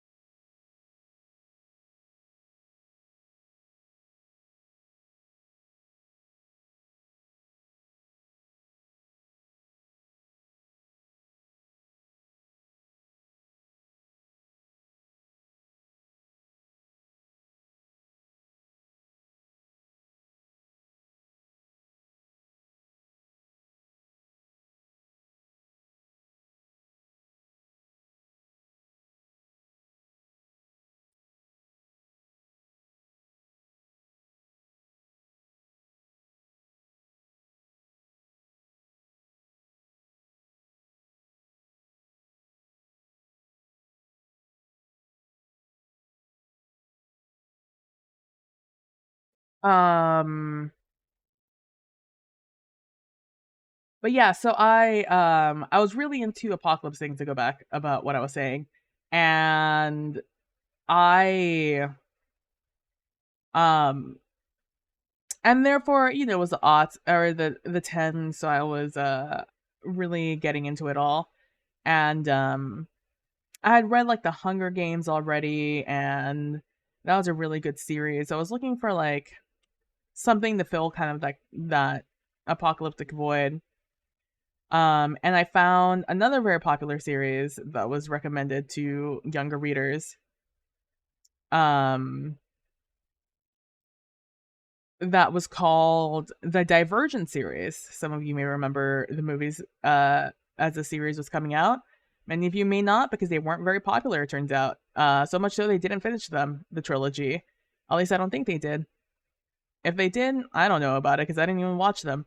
Because I sat through and I read all of the books except four, which is in the perspective of the male lead, which would have been interesting. However, I grew so frustrated with the world. So, if you guys don't know anything about Divergent series, from the best of my memory, um, the so, we live in a society in which everyone is separated into like four or five houses or four or five categories. There are the reckless daredevil types. There are the like brainy smart types. There are the people who are like more sunshine, more low key, cottagecore essentially. Um there are, I don't remember what the other ones are. But like you're separated by personality essentially. And then there's a final sect that are the people without a categorization, the undesirables essentially. I forget what they're called in the actual thing. They're people who have either left um the society, or this is what I'm gonna do. I'm gonna get rid of this because I'm liking my jello mold up top more than I'm liking this jello mold on the bottom.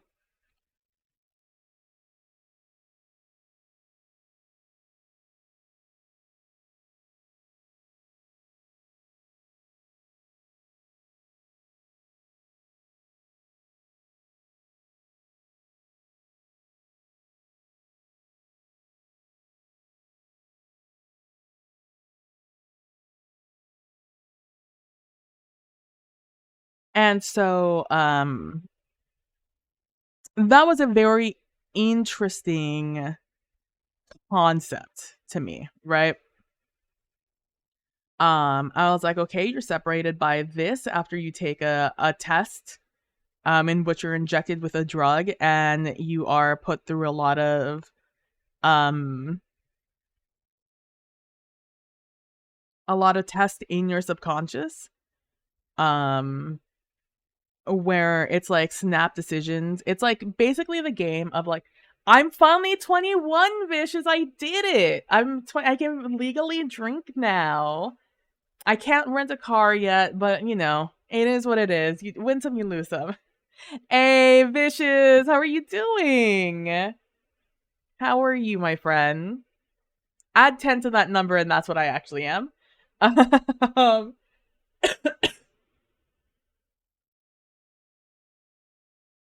um, I hope you're doing well, Vicious. It's nice to see you. We're really gonna have to. We're really gonna have to mold this one. Let me just tell you guys that right now.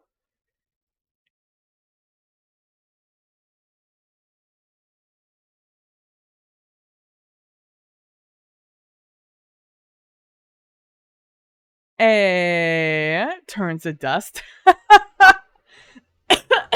Just you're fine. You just want to stop by and say hi. Hi, Vicious. I'm okay. I'm a little sick. I have a cough and I'm a little congested, just a little bit. My whole house is sick right now. What kind of cake did I get? I got a marbled cake, vanilla and chocolate marble. And that's me. Don't worry about it. It's me. I'm the one who got the message, not you. Hold on, let me do this because they're still typing. So you guys don't hear it. And the filling was like this cream cheese, vanilla frosting, with a little bit of, I think, blueberry jam, I think it was. Um, very, very delicious. It is very delicious. We have a lot. Um,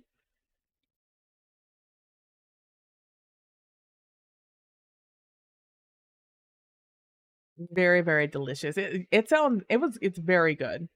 I can't wait to not be sick right now anymore. Enjoy your body destroying the germs. Thank you, thank you, thank you. I wish I could enjoy it more. Right now, I don't have a huge appetite. I'm able to eat like savory foods, all right, not a lot of it, but like I can eat savory foods. But sweet foods kind of make me nauseous right now, so I'm trying to avoid them, which is really a shame. Um, so I can only eat a little bit of the cake. Hmm. Yeah, that sounds yummy. Yeah, it sounds yummy AF. Take it easy. Yeah, I'm trying to. It's just a matter of waiting for it to work its way out of my system. I feel fine.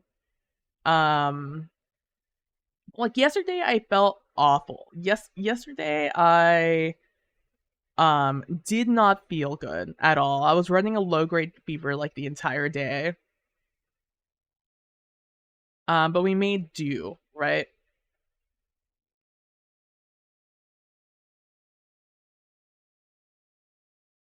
Today, however, I felt great all day. Like I'm a little obviously I'm sick, so like I'm not as energetic as I could be. A trooper, thank you.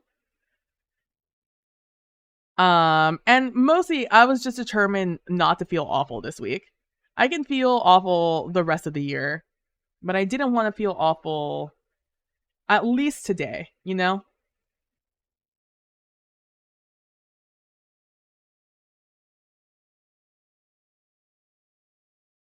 So I'm trying to take everything on the con el lado bueno, you know? On the good side. Your mom turned 27 about 1,000 times. That's hilarious, Bude. I like aging. I like knowing that I'm a year older. Um, I experienced that thing where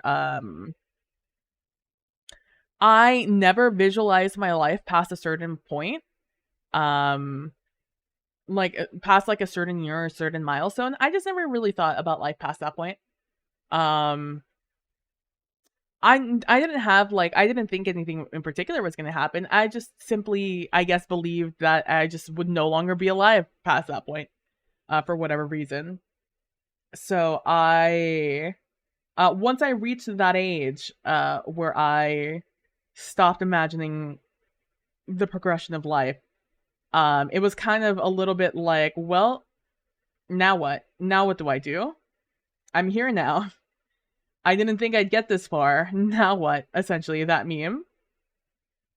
And so every year past that is just like, well, we did it. Another year. Another year, we're still here. Still trying to figure shit out.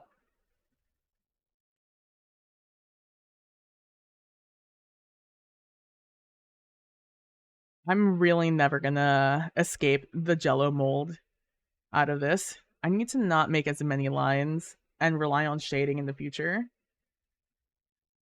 So like every gray I get, every like sign of like aging, I'm just like, oh look at that. It's more exciting than anything because it's something that I never imagined, right? Um, I've not imagined getting older. Getting old and gray was never on the docket.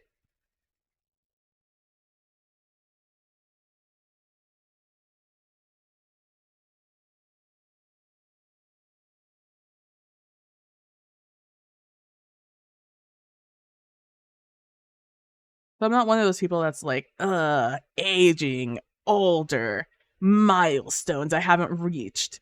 Like while some of those things are like, I haven't reached those milestones in life, it's also like I also didn't think I'd make it this far. So like honestly, for my life path, I'm doing great. Um, I'm a lot farther than I thought I'd be in life.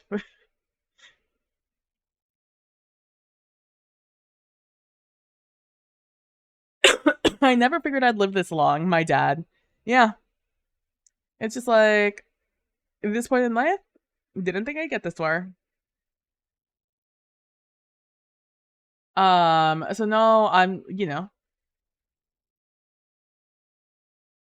It's which is very, in retrospect, very funny because a lot of my decisions as a young one are very much reflected in that energy of making decisions for the now as opposed for the future. Again, no particular reason. There was nothing happening in my life in particular that I thought, "Mm, we're not going to make it." It was just, I just never thought I would.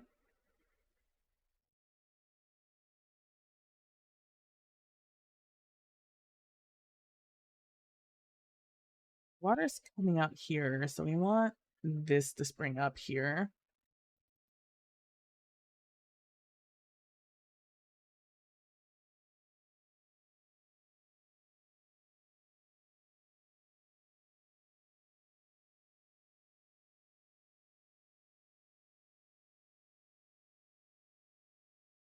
This is very rough, but like I said, we just have to sketch this out so my brain can figure out what the fuck this looks like.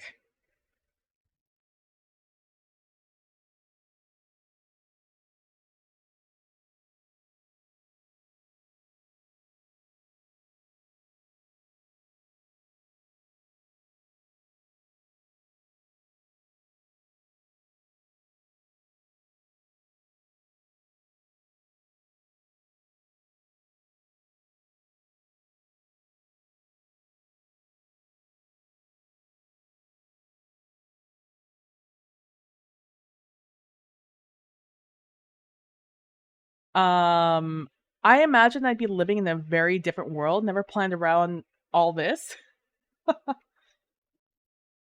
That's also the other thing. I was in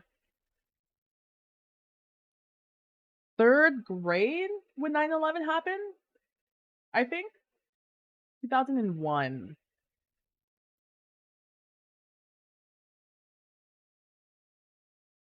I was 4 in 97. That's pre-K. 98 is kindergarten. 99 is 1st grade. 2000 is 2nd grade. 2001 is 3rd grade. Yeah, I had just started 3rd grade. So I was that many years old. I was 8. I was 8 years old when 9/11 happened. I was 14, 15 when the 2008 um depression economic depression happened. Little fun fact, in 2001 there was also a mini depression, a mini economic issue that happened in 2001 also. Um my dad got laid off in 2001 because they had to shrink um the company he worked at and was unwilling to move to a different state and city much farther away to keep his job for what he made. It wasn't a lucrative job. Nor did he think he would have a hard time finding a new job. It took him a while to find a new job.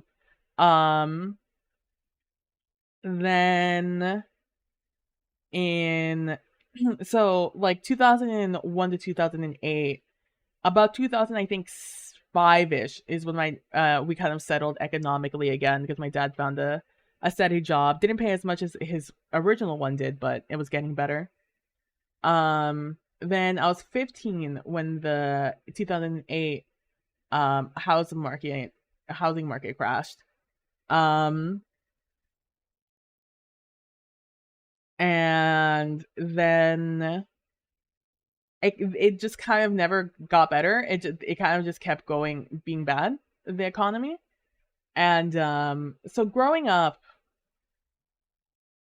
I grew up in a time where it was only good to me as in through a child's eyes. Um where the outside world was good between the ages of between the years of 93 and 2000 beginning of 2001. That is like the idealized child uh development of the world being good in those years. After that point, the world got scary because scary things could happen in the world, actually. Did you guys know scary things happen in the world? And then so it became like boogeyman scary, right? Between 2001 and like 2008ish. So like for the next like 7ish years, it's more boogeyman scary. Um, I was very aware of climate change, by the way, also. Um, so I knew that that was also a thing. And then in high school, instead of while everyone is telling you like you're gonna be, you're gonna go off into the world, you're gonna go to college, you'll get some debt, but that's fine because you're gonna get a good job because you went to college, you're gonna have a diploma, and you're gonna get a good, well-paying job, pay off all your loans, be able to own the world. While um everything on the news is saying that, the economy is blowing up essentially here in the US. And so it's like two very contrasting ideas, but like you choose to keep the idealized one because you're a kid. Um and then leaving high school in 2011 and so on. Um I kept that idea of just like, yeah, I'll get a degree. I'll go to college. Actually, it was I'm gonna go to college and go to college because that's it. That's the goal. The goal was to get to college.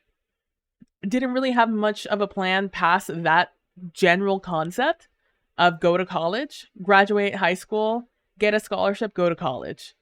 Um, and that's where a lot of issues came in to play. But like, then the rest of it was just like, okay, I'm in college now. Everything in my life is going to be okay now. That's not how the world works now, is it? And so, well, I didn't finish my degree. I had a lot of my friends did, or a lot of people I knew did, and almost none of them are working in where they got their degree. Almost everyone has a different career than what they went to college for, what they paid an absurd amount of money for, which is wild. I had a friend who got I don't think it was a psychology degree. I think it was a criminal science degree. And then she ended up just working for her parents' landscaping job. They paid for her college and she just ended up still working for them. So like the world's wild. You can't decide what's going to happen because we just simply do not know what will happen. Um so while I also had no plans in general, um the plans I tried to keep after the fact wouldn't have been able to work because turns out that the world also did not want did not want me to continue in it. Turns out it was a surprise. The world's actually hostile to you. In fact, you were the parasite in this world. It's like, oh, well, I guess.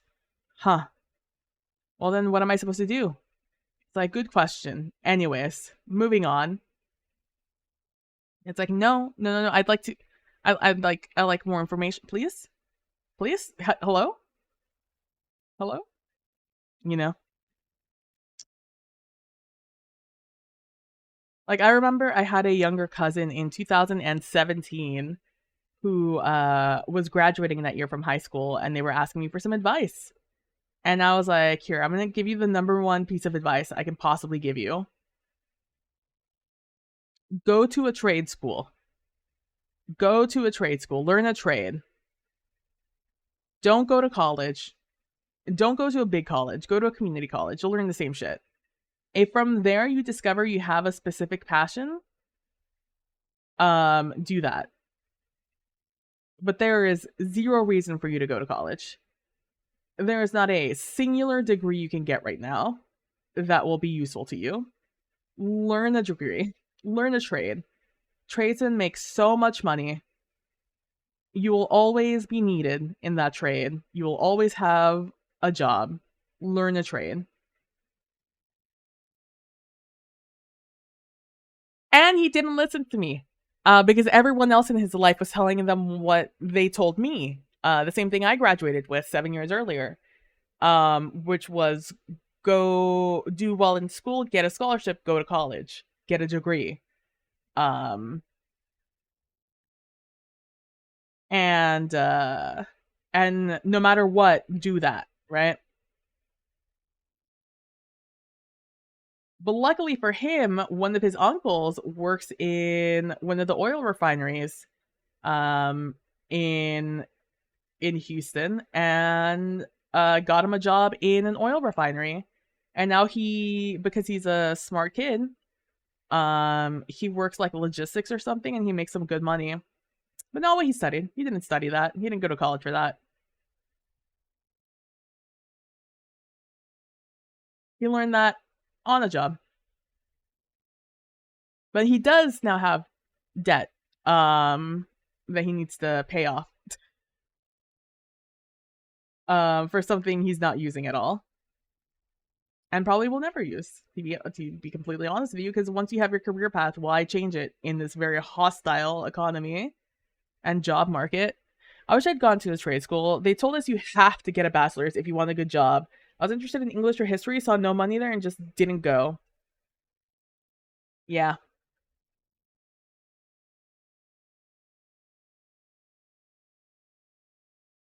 What did I push? I also wish I'd gone to trade school. If I could go back, I would go into welding. Welding would be the trade I would like to learn. Don't want to do any like wild welding, but I feel like I could do pretty well at welding. And welders make a shit ton of money. And I feel like I knew enough people that I could network. Enough people who worked in that industry that I could network enough to have a regular job.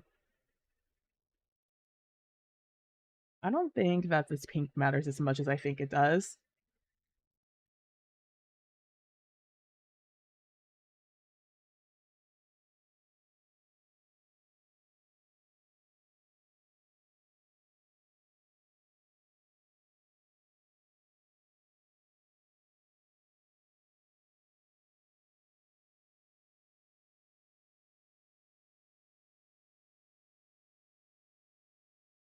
Maybe, actually, maybe.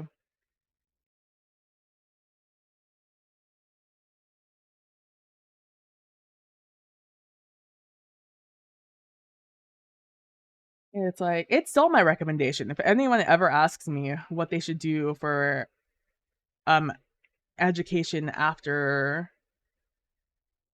high school, it is go to a trade school, learn a trade. If you want to go into programming, computers, coding, go to a boot camp. Go to a boot camp where they teach you and pay you at the same time. And or where you get a guaranteed job at the end of it. Go to one of those. That's what you want. Don't go to college for fucking, computer science.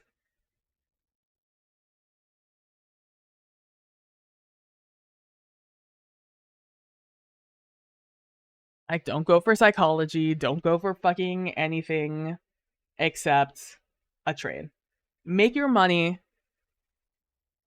get your life set up, have the money to have the option to do something later in life. Programming or automation technician. Every factory I've worked at has one automation tech making bank and not having to crawl through chemicals and grease. Exactly. It's like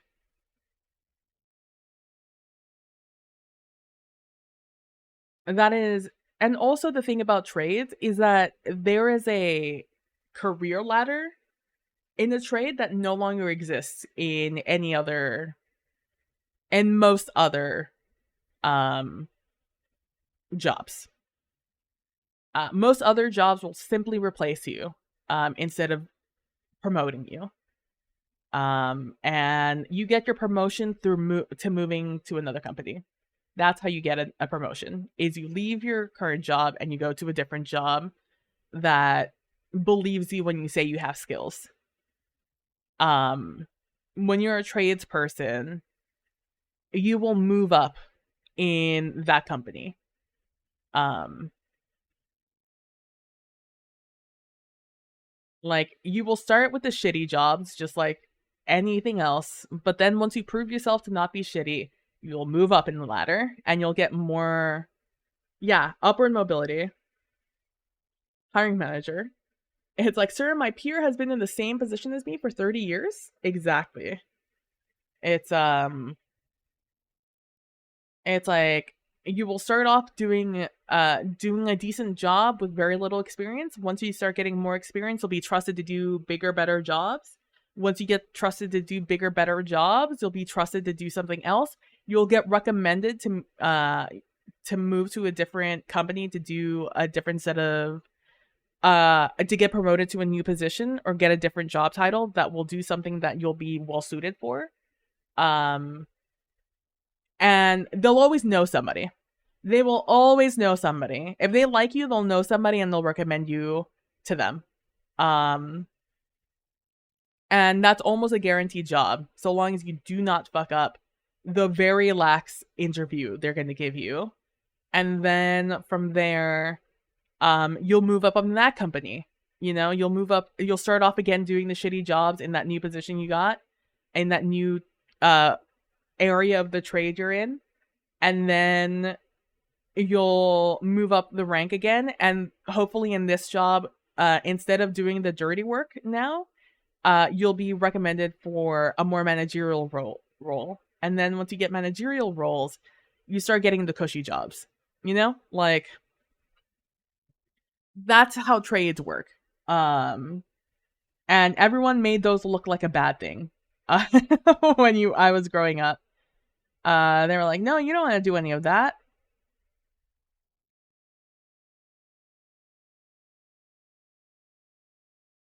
When that's not how the world works.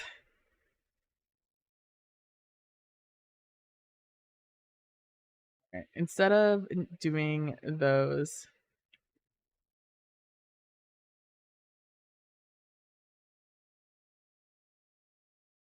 I'm gonna try making these in pink. Do the same thing.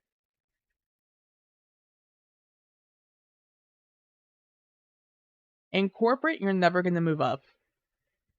Corporate, they're just gonna hire people, new people.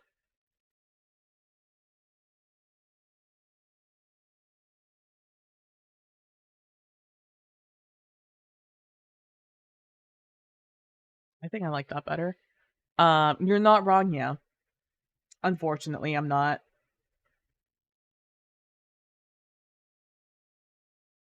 It's like if you learn a trade and you hate your trade, you hate it.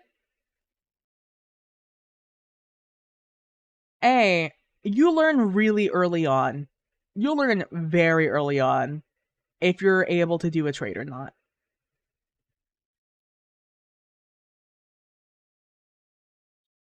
Because you're gonna do the shitty shit first. All the shitty positions, there's no ideas of grandeur. You will get haste. In trade school, you will learn what it's like. To be on the job.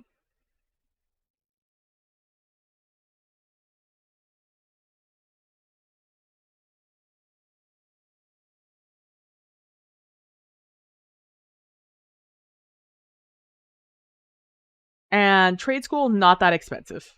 Not as expensive as real college, where you're encouraged, in fact, not to switch your degree because you will be wasting time and money if you do so.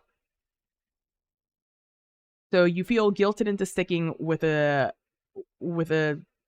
degree you don't even really want anymore. Because it would be too expensive to change it otherwise. Um, if you learn later on in your trades profession that you don't like the job and or you don't want to do it anymore, I'll be completely honest with you, you will have earned enough money to be able to find a different profession. If you're being even minimally responsible with your money, you'll be able to figure it out.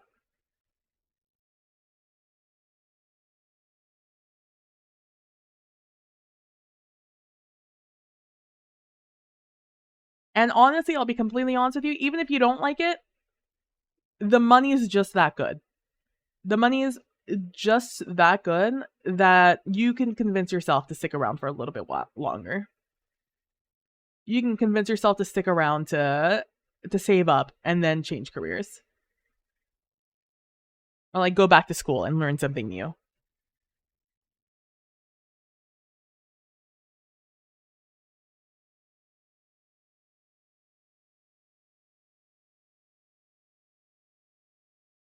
Now that I've done this, oh, let me finish this up actually.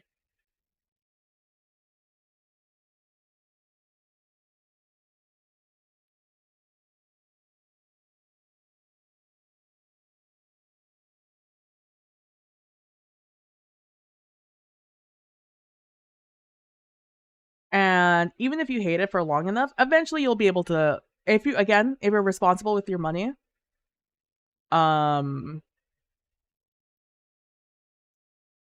you'll be able to, like, again, as you move up in your industry, um you'll just get the cushy job eventually, and then you'll be able to have more time and energy to pursue things you actually do enjoy. It's why blue collar work can be very lucrative. Not always, but it can be.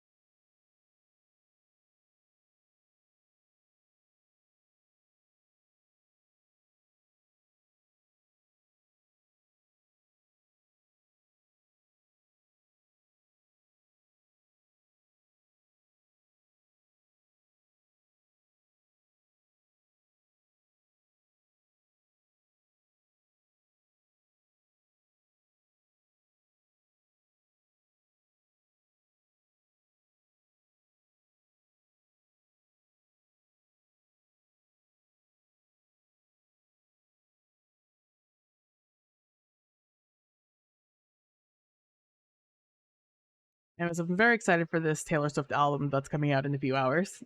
I'm very excited for the album. Have a good one, Bude. Thanks for stopping by and hanging out. And the good talk.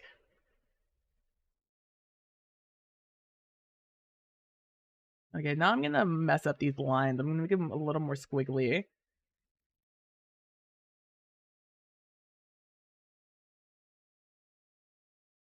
Try and show like the distortion of like um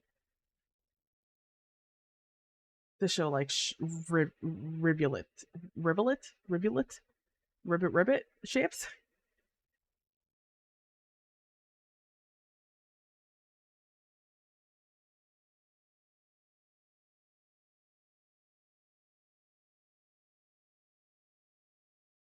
Oh, it's bigger on top. It's smaller on the bottom.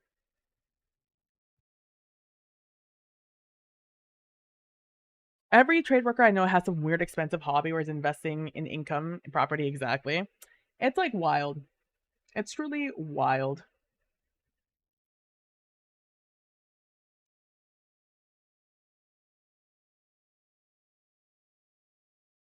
I also maybe carpentry also.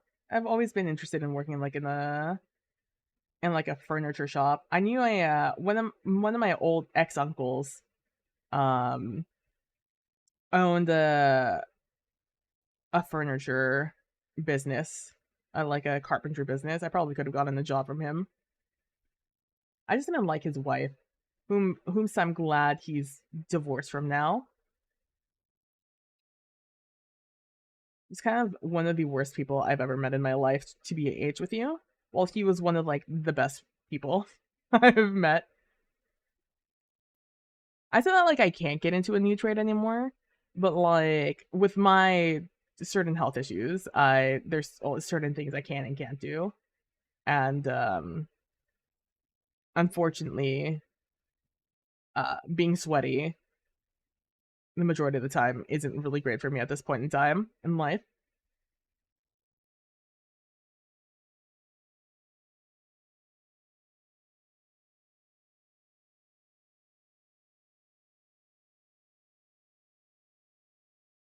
Yeah, I'm very excited about this new Taylor Swift album because she just broke up with or she broke up with her fiance um last year. About this time last year is when it was announced. And it was a 6 year relationship. 5 year, 6 year. It was a long relationship from what I've heard. And I know based off the titles of some of these songs, I know there's going to be some tea about somebody, whether it's the relationship she was in, whether it's other relationships he's been in, whether it's some things she's still holding some resentment towards, or maybe some other shit some shady people did in her life. I don't know. But I'd love to find out. I'm looking forward to finding out. Her album comes out at 11 my time, which we have plenty of time before we hit that. Oh, big stretch.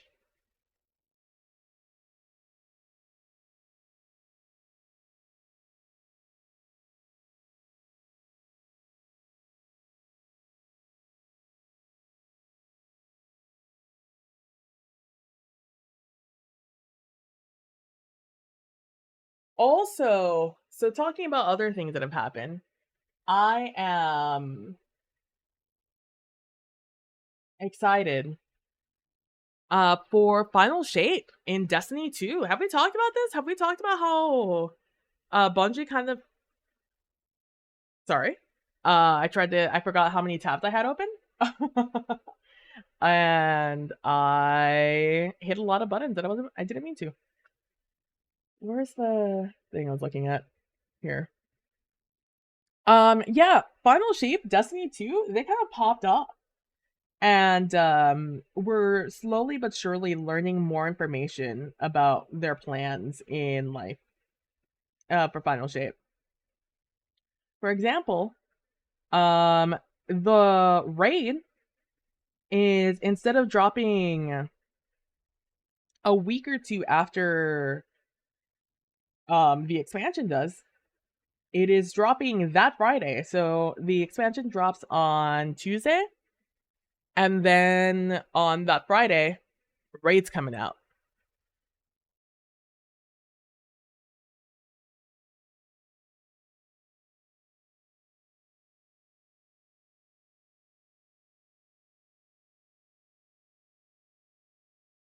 Sorry, I need to clear my notifications. I once again have about 1,000, and I just need to clear them out real quick.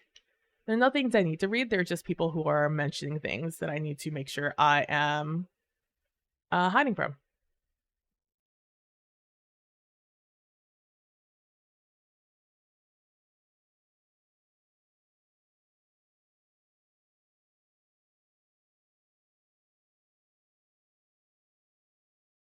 There we go. Why did I have the raid so soon after the drop? Um, well, we're speculating. They've promised that the raid is going to be a satisfying end to the story.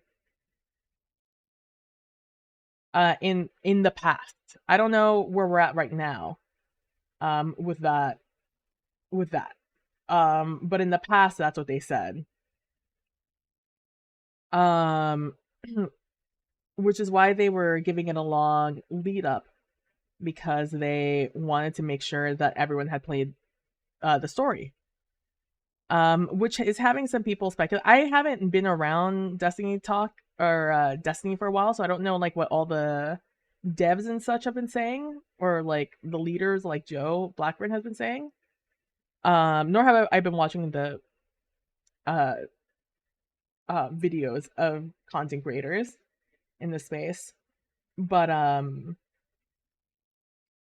my understanding, last time I left off, last time on Glee, that's where we were at, right?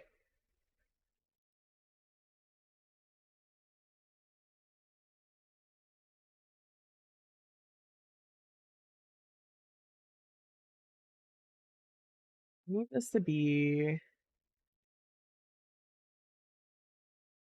a little bit more dramatic like that, yeah.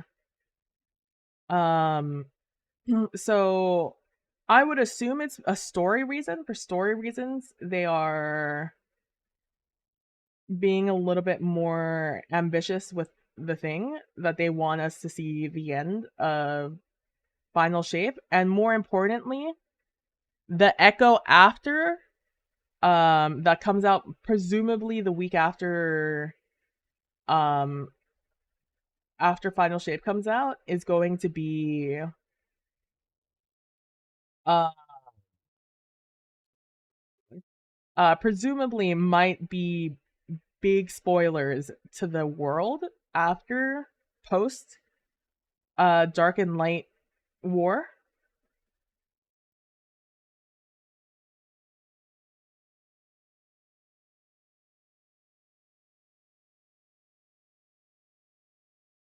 I also have this thought that Crow is actually, I don't know how the season ends where Crow goes into the Traveler.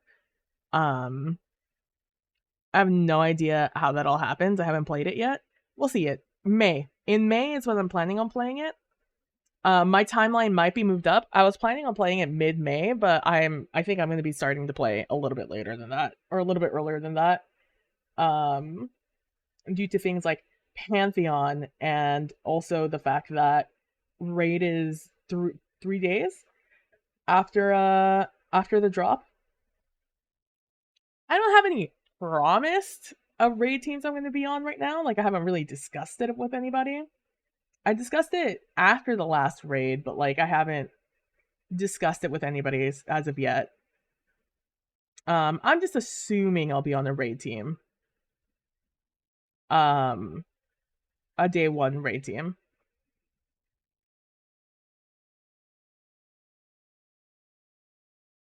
But I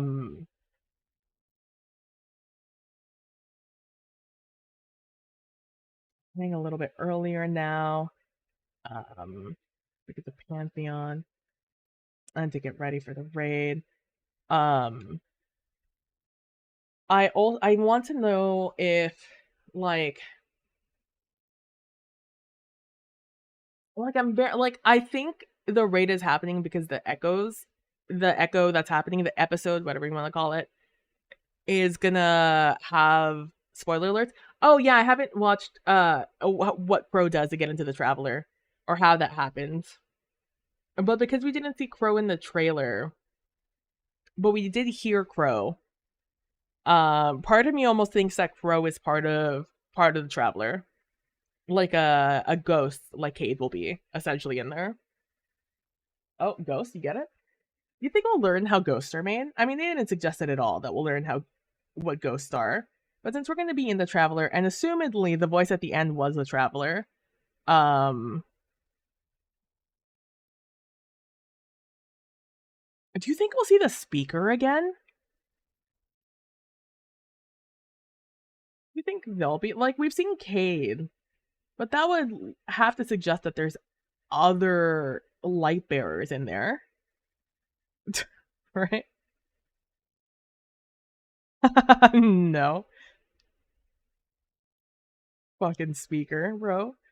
Um, I don't think we'll be. I don't think they'll teach us how ghosts are made. I think there might be suggestions. I think there will be lore about it. I don't think the game will explicitly tell us, though.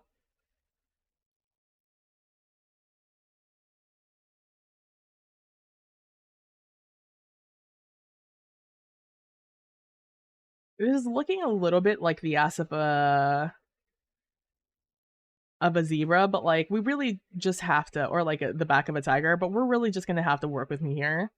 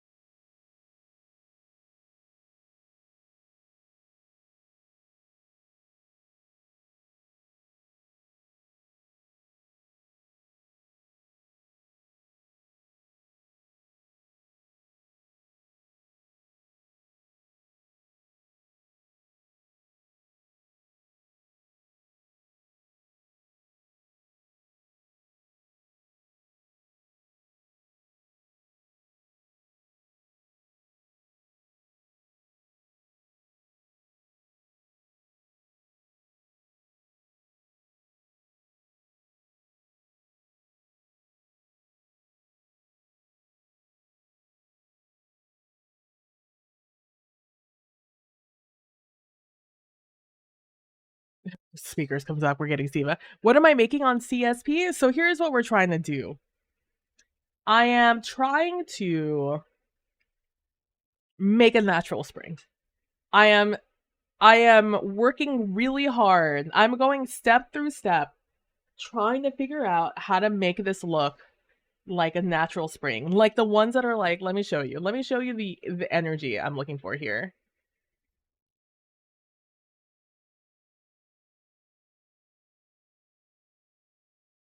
Let me open image in new tab.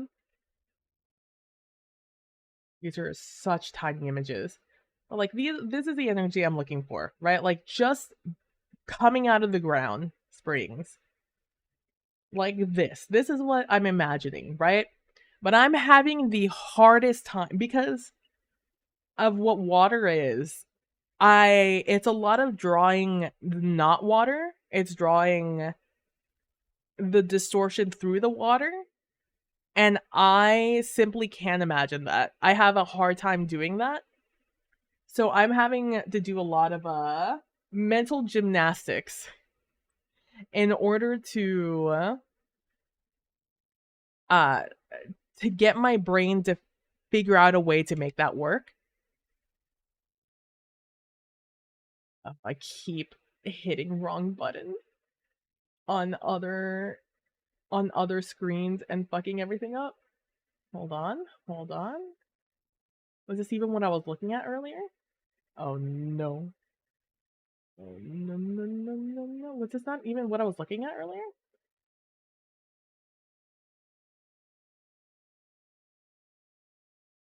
Maybe I was looking at that. This is not what I was looking at though. Where's my screen? What was I looking at? Where's my peaceful screen? There we go. Have I tried brush assets? As in what way? What are we defining a brush asset?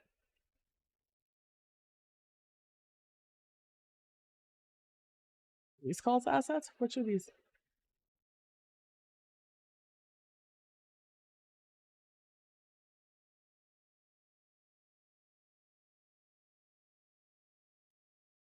Asset store. Oh, the asset store. Yeah. So here's the other thing, Nocturnal, is that I'm stubborn. Um, in the way I'm stubborn here in this moment is that I'm stubborn in the way that I want to learn, right? Despite me not knowing or really having any real foundation. I'm not really an artist. I don't really have a foundation to work off of. I'm still pushing through to try and force myself to learn how to do things, if that makes sense. Like I'm forcing myself to learn how to do certain things. So like going through the brush assets probably would make this a little bit easier for me, but I'm very stubbornly trying to each project I do like this Because these are all personal projects, right? These are all for me. It's not like I'm doing this for anybody else. So like the quality is for me, right? And so it looks nice on stream if this card ever gets pulled. Um is I am using a different brush each time. So last time in my last project, when I made a bunch of NPC cards and I was learning how to use this drawing tablet, I used the gouache brush. And I learned how to use gouache. This time around, I'm learning how to use oil paint. Because I scrolled down and I realized oil paint exists. And I was gonna go into this just using a marker. I was just gonna use the Millie pen and be done with it. Millie marker, and I was just gonna be done with it because that's the easiest thing to use for me. But no, I thought, you know what? You know what would make my life a lot harder? If I use a brush I've never used before, if I did an art cell I've never done before, and if I do water. if I choose subjects that I don't know what they look like. I could have just made a creek. This card, so what I'm doing in general here is I'm making a deck of cards. I'm making a 52 deck of cards. I've laid out the template. Okay. Hi. I'm going to be playing May 1st a solo RPG, a solo TTRPG, tabletop role playing game called Wretched Wasteland. It's over there. Wretched Wasteland is a post-apocalyptic TTRPG in which you are a scout trying to reach your compound while you're being chased by a bunch of raiders who want to kill you, probably, at the best of times. And you're running through a wasteland, a nuclear wasteland that has been desolate and awful and destroyed over the last 200 years, right? You're running through here and you're going through all these different hazards and like little moments of light, and listening to the horrors around you, really, and trying to stay sane. And the way that you play this game is you use cards. You pull cards. You roll a d6, and depending on what you roll on that dice will determine how many cards you pull from a deck. The deck being a standard 52 playing deck. You know, what you would use to play poker, or any just standard deck that you have lying around in any drawer. And so each of those cards that you pull has a prompt associated with it. For example, the Two of Hearts has water. Water. A rare natural spring flows here in the waste. The water looks clean. Do you drink it? And that's your prompt. Do you drink this water? Now, these cards can have 3 additional things you have to do in this game, because not only are you using a 52 standard card deck, you're also interacting with a Jenga tower or a tumbling block tower, wherein this cards could either ask you, or the prompt could ask you to pull a block from the tower. If the tower tumbles after you pull a block or trying to pull a block, you die. Your character dies. There's also the sometimes it's a really good card or a really bad card and you have to keep it. For example, there's a mechanic where there are 4 kings in a deck. 4 kings in a deck, usually. If you collect all 4 kings from this deck, you lose. You die. You are caught by the raiders and you die. So that's another lose mechanic. And there's also the Ace of Spades. If you pull the Ace of Spades out of the deck, you die. So there's a lot of ways for you to die in this game. And also there's a lot of things that these cards could tell you to do. They could tell you to roll a dice. They could tell you that you're going to die. They tell you to pull from the Jenga tower. They also have the prompt written on them. For example, on this one is, do you drink the water? Now that's a lot of information to read off of a PDF, which again, over there. It's 52 cards. That's a lot of scrolling I'd have to do in this game. and I am by myself. So I'm going to be moving on stream to look at the Jenga tower as I pull a block out of the Jenga tower. I'm going to be um pulling, pulling the cards and scrolling through this PDF, and I need to pull between 1 and 6 cards. And I need to remember each one of those prompts. And I have a terrible memory, believe it or not. So I'm not going to remember 6 things when I'm scrolling in and out, because I have to order these cards and these prompts, in such a way that it tells a coherent story for that day, right? And I have to run 10 days through this desolate wasteland, or not so desolate wasteland, I guess, really is what it is. Um, so in order to make my life easier, I in order to make my life easier, instead of just scrolling through a PDF and copying and pasting all these prompts onto a document and then telling chat which one each one is, I decided, hey, what if I put all that information onto a card? What if I made my own playing card deck, threw them up on Roll20, which is a virtual tabletop simulator, and then from there, I'm able to, whenever I pull a card, Stream will see it. Stream will know what we have to do, whether we have to roll a dice, whether we have to pull from the Jenga tower, or whether we keep or throw away the card. And also, it stops you guys from asking me, oh, did you remember to do this? Did you remember to do that? Or was this card the one where you had to do this or that? Because you could just read it. And the same thing with the prompt. You guys could just read the prompt, and then we don't have to worry about it, right? And then I decided to make it like a playing card, like a TCG card, right? So I have the suit up top. In this case, it's the 2 of hearts. We have the name of the category of the cards up top. And then I want to also put an illustration in the middle, like a TCG card. TCG being a card game, the card game. So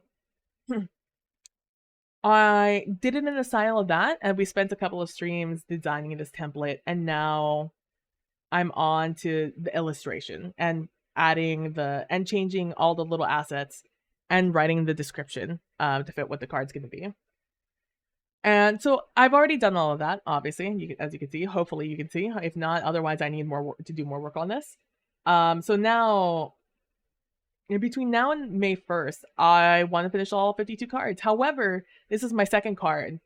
So I am still trying to figure out like the style. I'm trying to go for more of like a retro look. And a retro to me means something different than what it means nowadays. So I'll elaborate into like a retro 80s look, because the world stopped at the end of the 1980s in this game. So I want the art style to be a little bit more retro. I want the colors to be vibrant and wrong from what you see in everyday life. Like this, even though water is this blue, the ground is not pink, and so on and so forth, So that's where we're at. But thanks for stopping by. Thanks for asking.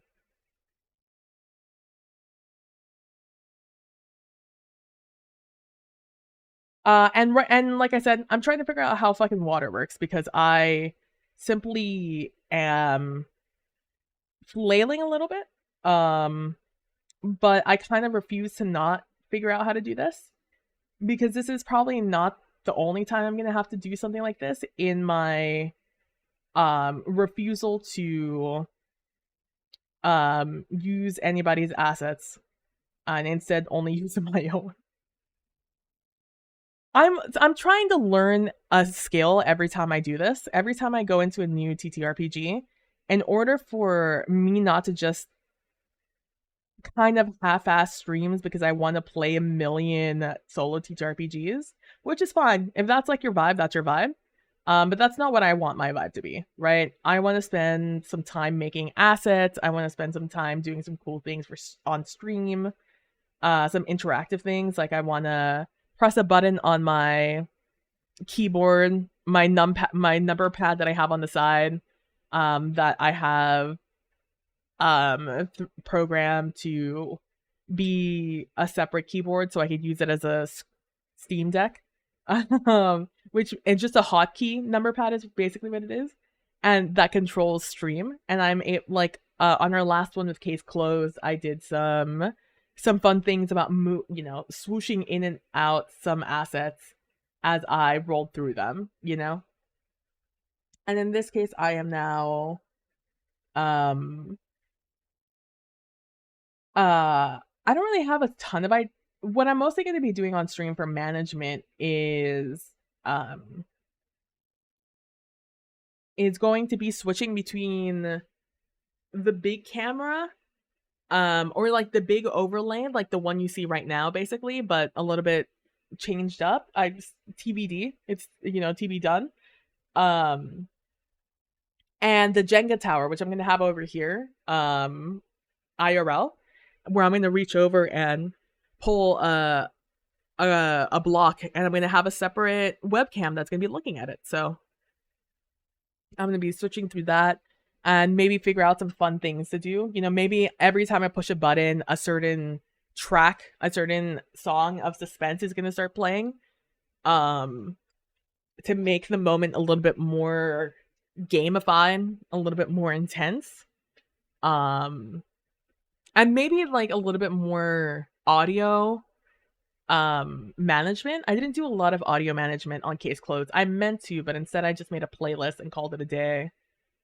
But we'll see what we have time for, because I am taking a lot of time making these cards. We've done 1 out of 52. And now we're on 2. And this is probably all we're gonna get done today. I'm hoping that I speed it up to get like 3, 4, 5 done on a day. Granted, I'm also sick, so like I'm also giving myself a little bit of leeway to just chill out. Because if I just sit here and work on this the entire time, the stream will be like 30 minutes long because I'll get exhausted. And instead I get to work for a little bit longer by talking with you guys. Even if it doesn't look like it, I get much more work done than I would if I was sick and here alone. But yeah, so that's what I'm doing. That's the vibe today. And probably for the rest of the month until I finish. Until I finish all of this. Where's my mouse? There it is. All right.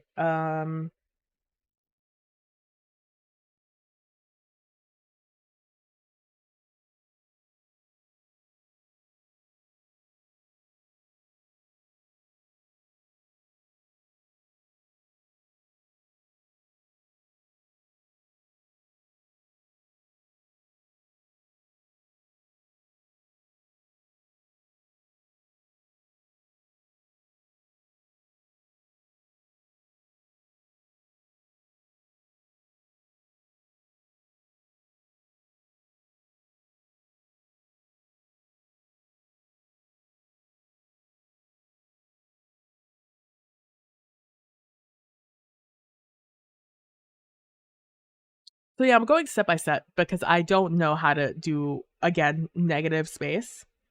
And that's what that relies on, my brain seeing the negatives to draw those to then create the illusion.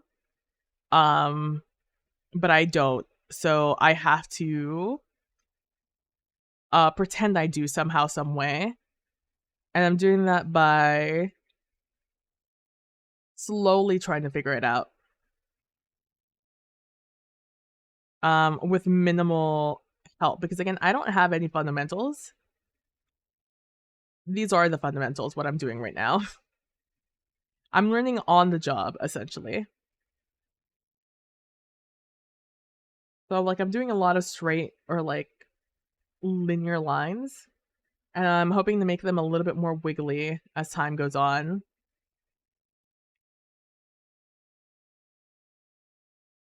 After I lay them out and I'm like, yeah, that makes sense. Or like, no, that doesn't make sense. You know the vibes.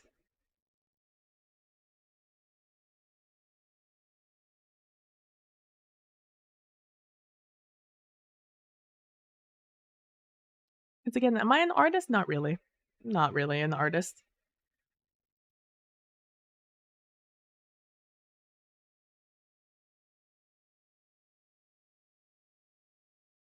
Like, I don't really feel like I have too much of a brain for it,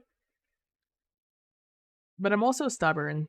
And the turnaround for these games right now are a month, and I'd like to reduce that.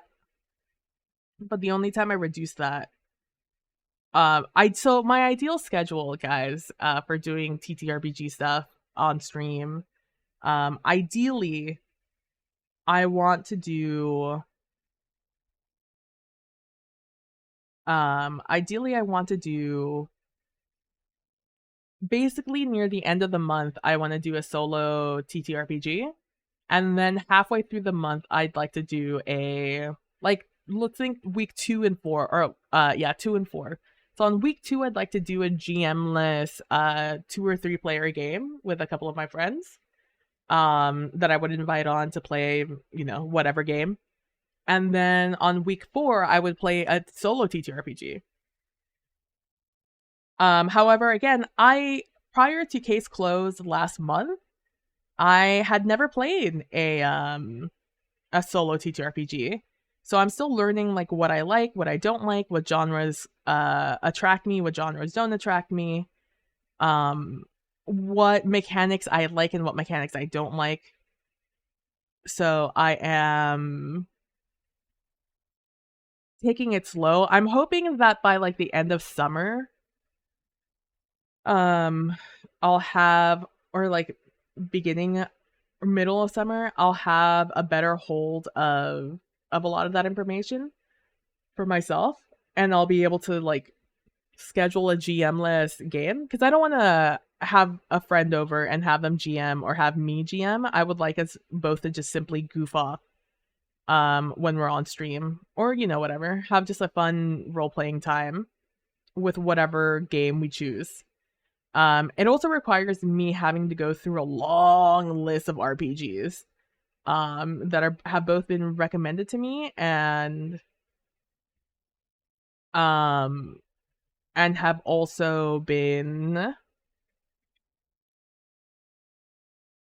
um I've also chosen some games that looked interesting to me, and there's a lot that I've bought through different bundles that I finally have all downloaded onto my computer. All I need to do is go through like Drive Through RPG now and make sure I've downloaded everything on those. And then I will have every RPG I own in one folder. Then I'm gonna go through that, create a spreadsheet with all of them, giving me information if they're GM-less or not GM-less, what genre they're in, do I want to play it, do I not want to play it, if it seems interesting to me, how many players. And after I do that, then I'll have, I'd like to create a list of games.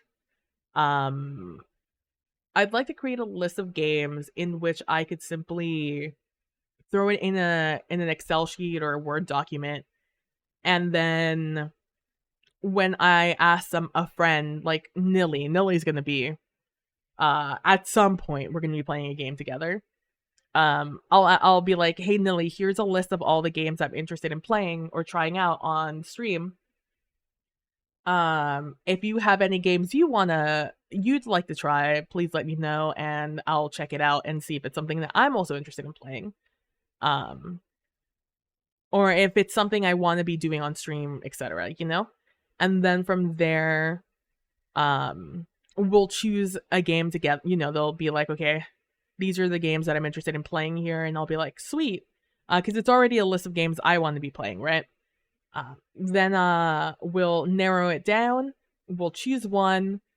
We'll both have the PDFs for it or whatever, and then we can both look them over, do a last look over before we decide yes or no we're gonna play that game, and then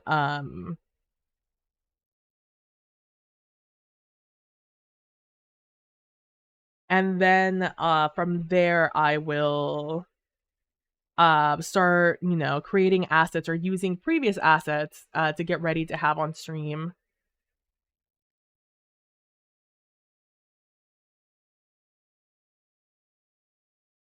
And then when we get on stream, I'll have everything ready to go and I'll just be pressing buttons and we'll be pressing buttons and you guys will just see the fun part and none of the prep part, right? Unless there's certain parts of the prep that I think will be interesting, and then in which case we'll probably see them together.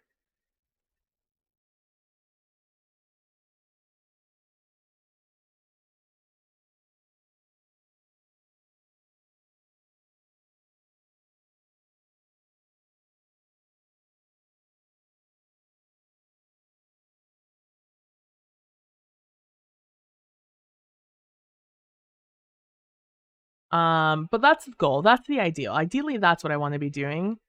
And I would like to ideally have the everything figured out by then. In the case of just like how the overlay is going to probably look for this series of just playing TTRPGs, having my own template for the overlay and stuff.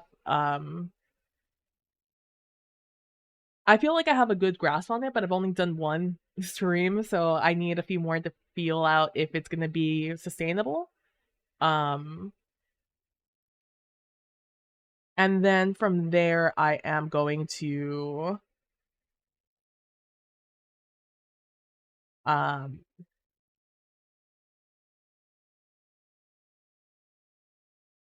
uh, and then from there, hopefully, it's more just like smooth sailing.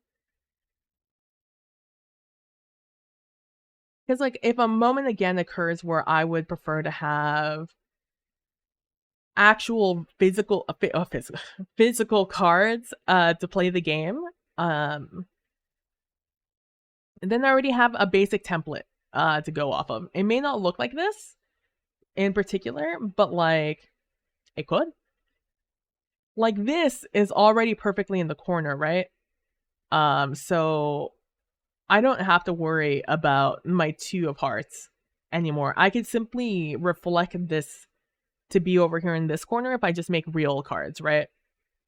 But for the most part, most things have a prompt associated with them. So I'll already have the dimensions where I have this essentially, even if I want it to look differently, because of the style of that game is like fantasy or whatever, sci-fi, etc. Then I could like switch some stuff up, make it look a little bit different, but I'll already have the template down, which was already hard because it took a lot of time to come up with the dimensions on Clip Studio. I'm gonna save this real quick before I forget. Um, and I will already have gone through all the like growing pains of doing things. And hopefully by then I will have decided on the easiest way I can possibly do um the easiest way I could possibly do all the things I'm doing now, right? I will have decided on an art style that I really enjoy. Hopefully.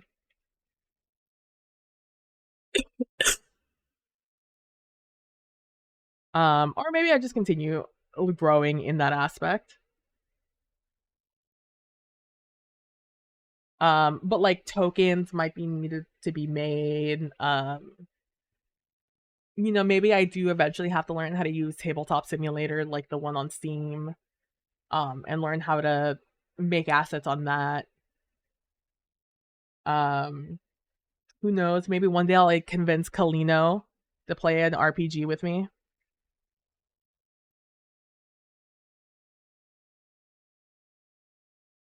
We make it a joint project where he makes some 3D blended models for the game.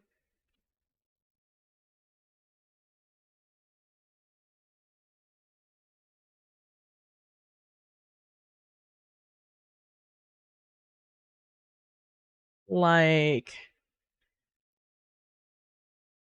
that is my generalized goal for this. To get Callan to play a game with me. No. It's to have an outlet on my own channel where I'm able to play fun tabletop role-playing games with my friends. Because there's so many games out there, and I have so many games or so many friends who are always saying, I wish I had the time to play this, or I wish, I could find a time to play this with some people. And there's never going to be a shortage of solo TTRPGs. There's never going to be a a lack of GM-less games. Maybe one day I'll bring in somebody who's like about to release their game and like play test it on stream or whatever. Or we'll play it on stream. Doesn't even have to be playtest. It could be already like it just came out, you know? Um I don't have like ambitions for this aside from just playing games with my friends. My only ambition is play game with friend. But I also have many friends who make game. So I could definitely see somebody wanting to be like, "Can we play I have a game I'm writing. Uh that's my own that I'm publishing myself, me myself and I. Do you want to maybe think about playing that?" And I'll be like, "Sure. Let's fucking go. Let's do it."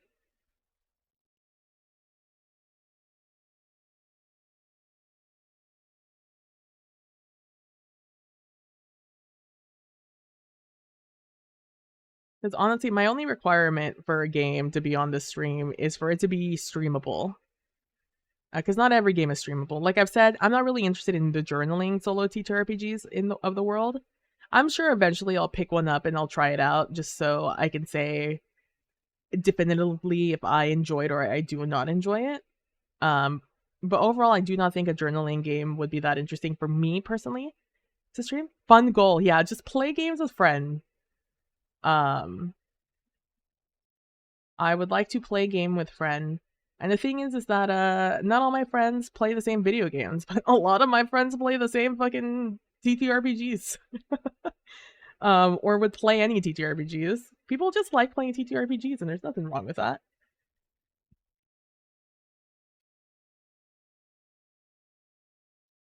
What are many things I need to make this a little bit thicker?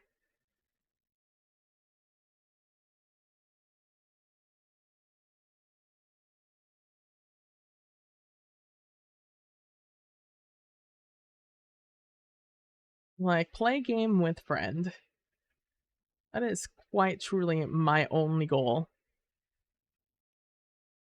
Um, because I do get sad when I'm playing with friends in a certain game, in certain games, and then the game ends and then that's it. Um, we don't play in another game for a while because, you know, they have a laundry list of people they'd like to play with. And, you know, streams are you know, if the stream game is gonna be long. It's gonna be several months before they play a different game with a different group of people, right? Or years. So it's just a nice way, just quick way to just hop on, play for like, you know, 2 to 3 hours, maybe a little bit longer, maybe a little bit shorter. God, this fucking Jello mold zebra ass. Yeah, you know what? Let me just erase all of this.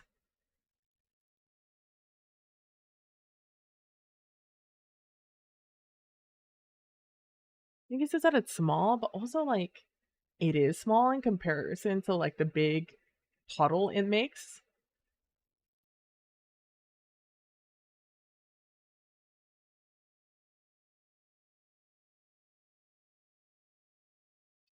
Maybe I do that. Yeah, yeah.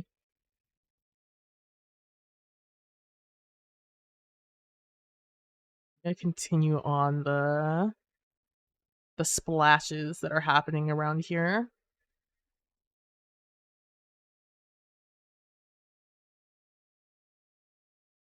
Not that large. Maybe I make this a little bit smaller, but I think I like the idea.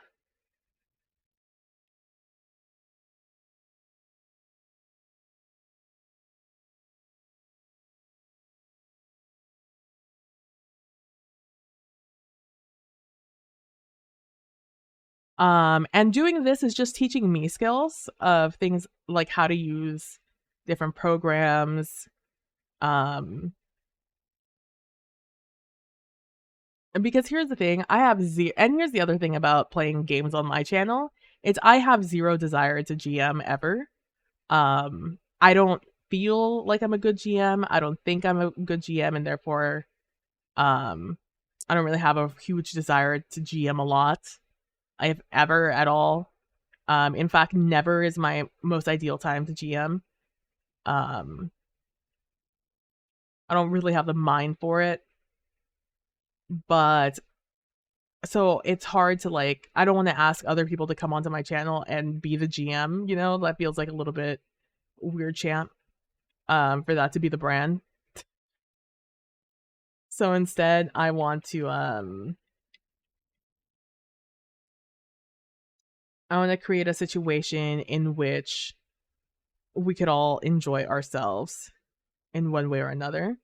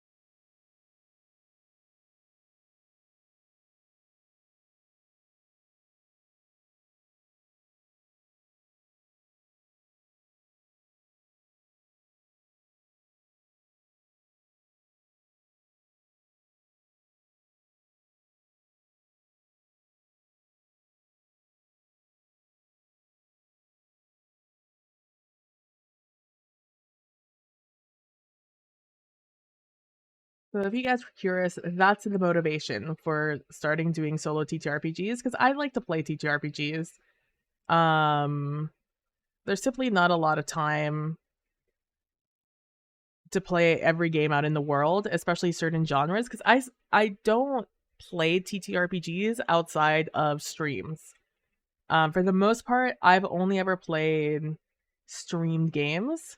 And that's still true. Don't get me wrong; these are still streamed games. Um, but they'll be a little different, you know.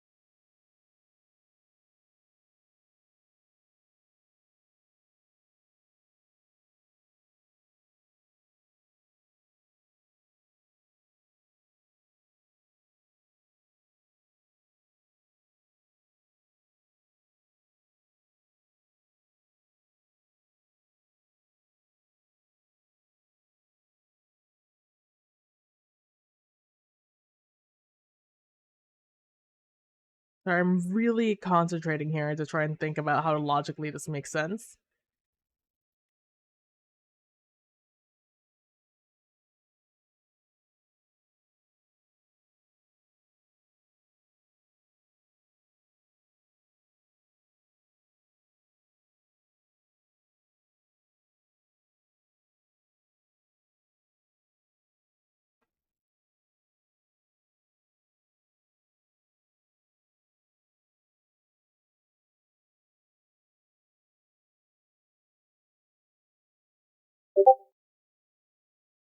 That was me. I'm the one.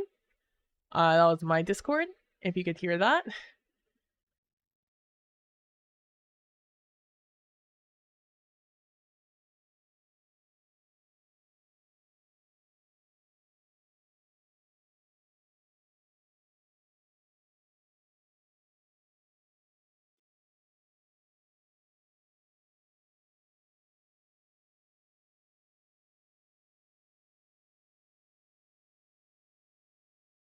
Okay.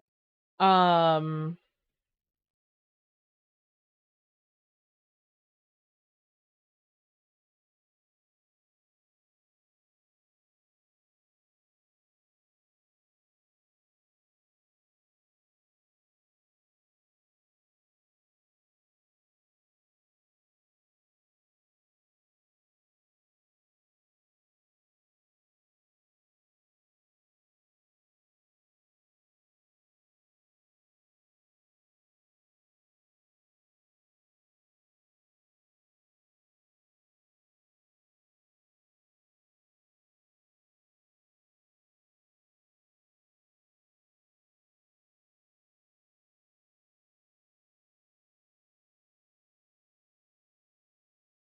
I'll fix that later. I'm not interested in fixing that right now. Um,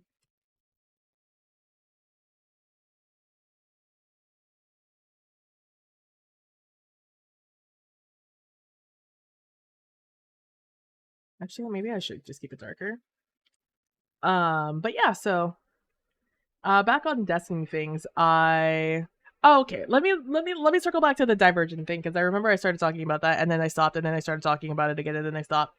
So it has a fascinating so it had a fascinating background, right? Like I was like, okay, we're separating by personalities, whatever. That's cool. Um and it was interesting until it wasn't. They created a very interesting world to exist in. Where when you're divergent, it means you experience all three. Wow, you have a personality, a normal personality, but that's not what they want from you, right? They don't want you to. They want everyone to be separated. Um, because it was an experiment. Turns out, spoiler alert, it's all an experiment. By people um outside of the town you live in because they're like this is the last world. This is the last humanity that exists essentially. Everyone else no longer alive, and you just have to accept that this is the best way we've discovered to exist essentially. Um,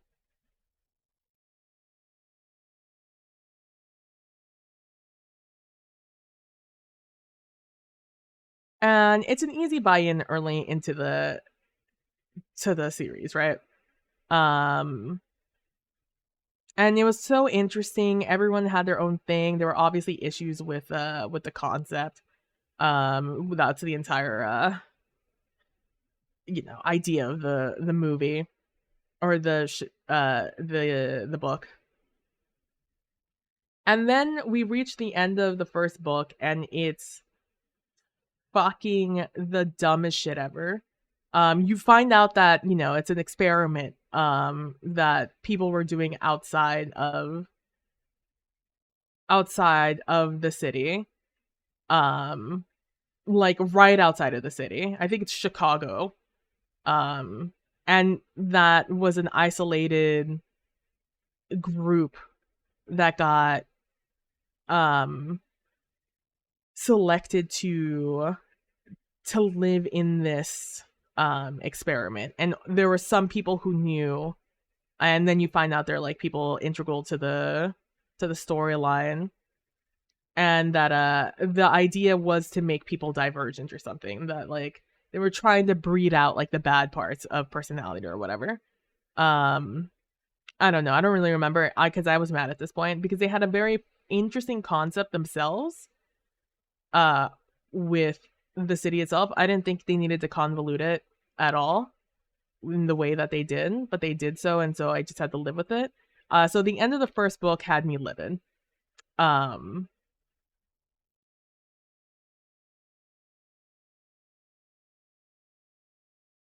we're gonna go back to this, and now we're gonna do something to this water to make it a little bit nicer looking, or a little bit more seamless.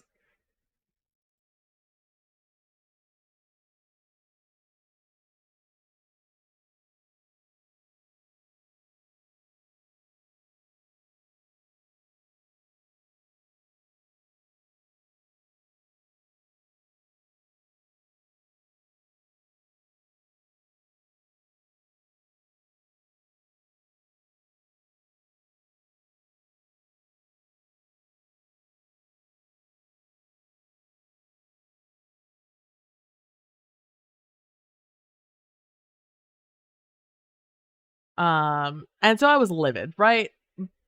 Because they had done such a good job world building up to this point. I was fully bought in with everybody at this point. I was like, all right, I'm ready to go.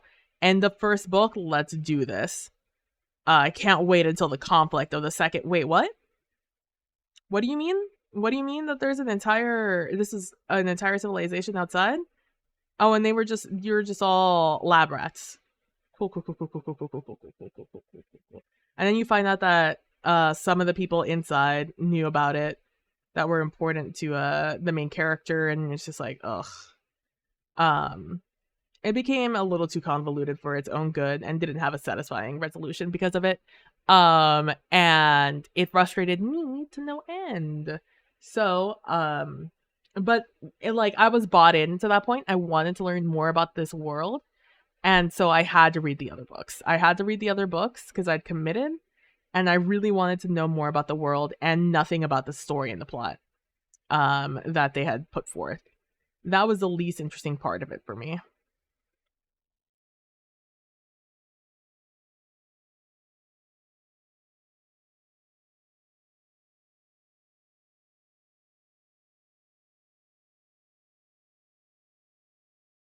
That works. Um,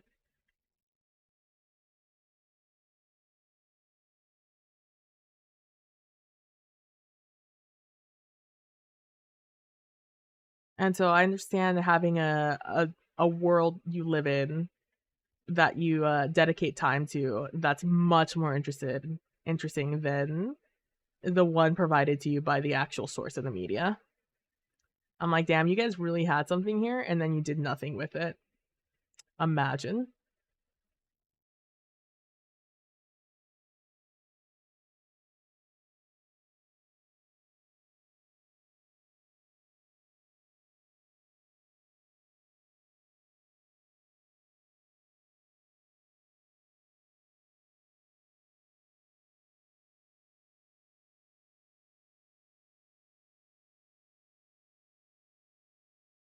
I just tried to move that with my finger. I'm getting a little tired, but I want to finish this.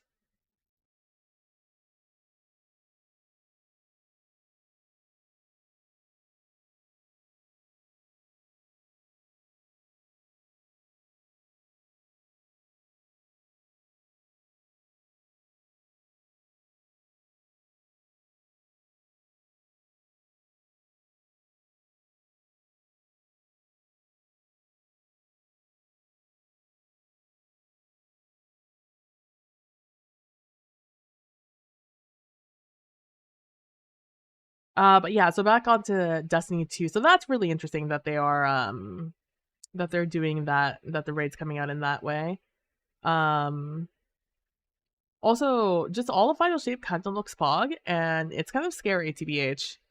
Um, because it seems like they're over delivering, which is in theory a good thing, but also I fear that they're not being 100% truthful to us in order to make sure they get the sales needed to continue the company.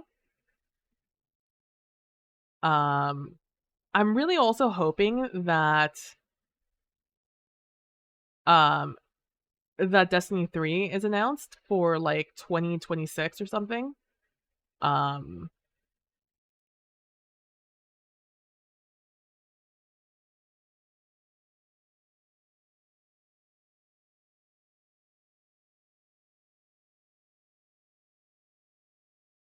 Enough for me to get my closure on Destiny 2. And enough to get excited about Destiny 3, you know?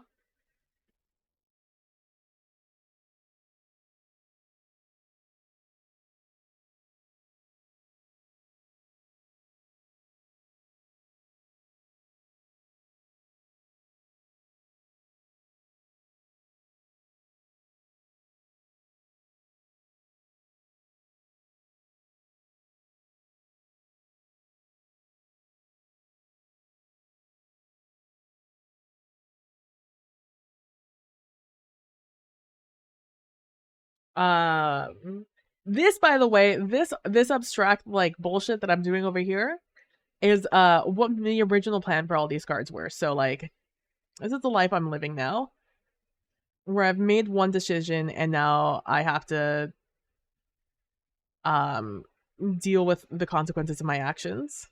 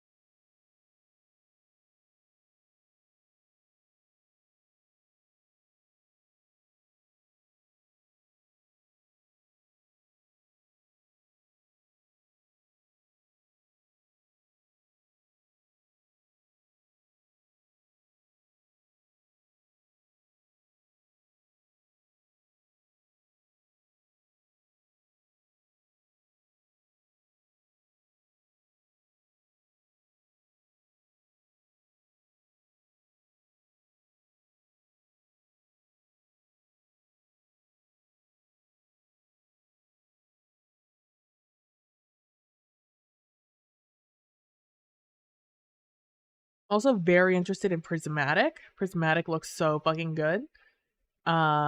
Which is the subclass for all subclasses of all subclasses.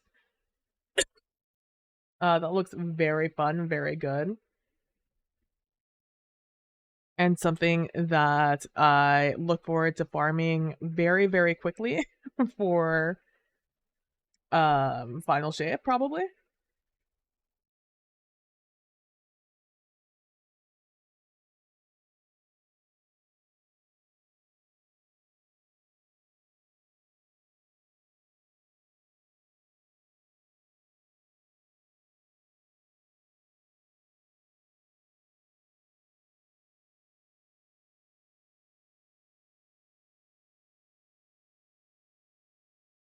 Definitely a choice to make these rocks green because they look a lot like frogs, but like we're here now. This is the choice we've made. And by we I mean me.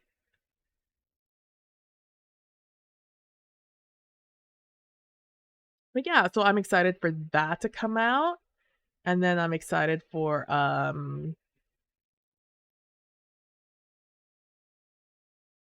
I'm like actually just very excited to also play Onslaught and Pantheon when it comes out. It's been a long ass while since I've been interested in doing anything like raiding in Destiny 2. The fact that it makes me want to start raiding again is kind of wild.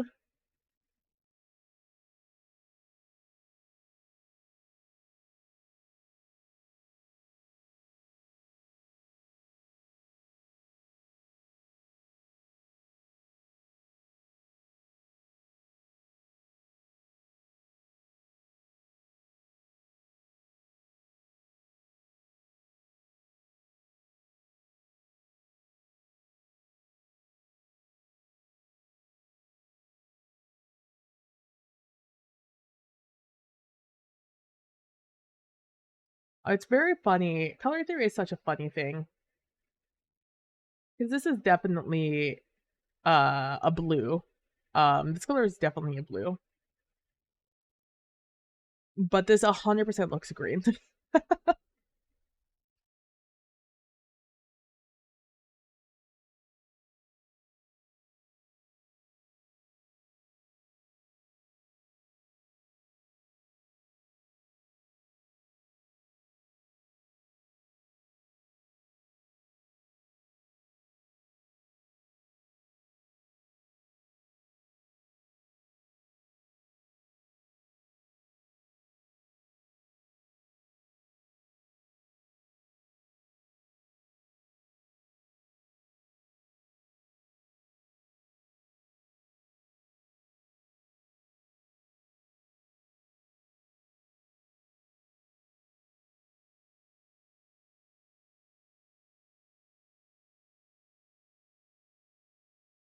Because it's on the pink background, it definitely looks green.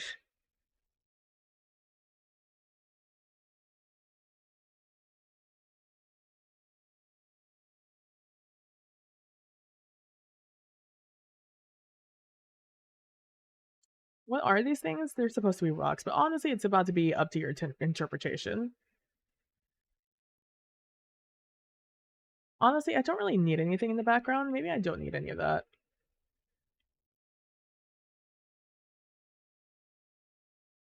I feel like something does need to exist over here.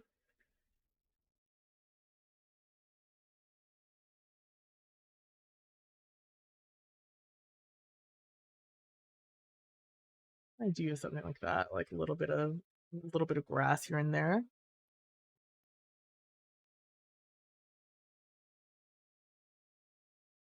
Maybe I just do suggestions of grass. Maybe I do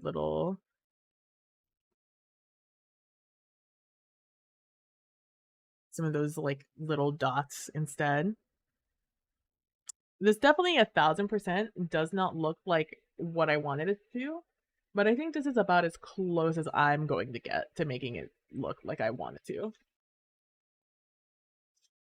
It doesn't read the greatest, but it does read um as water and water coming up somehow in the middle.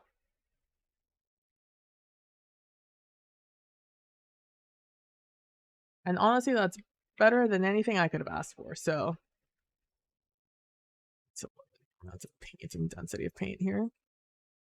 I really need to do something with the water itself, but like that's coming out in the middle, but I don't even know what at this point.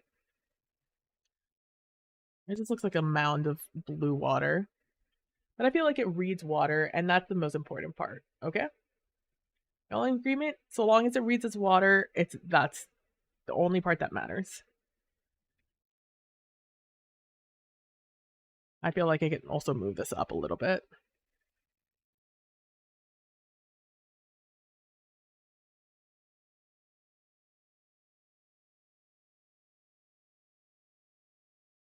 Which means I have to do a little bit more water work, which is kind of a shame, but here we are.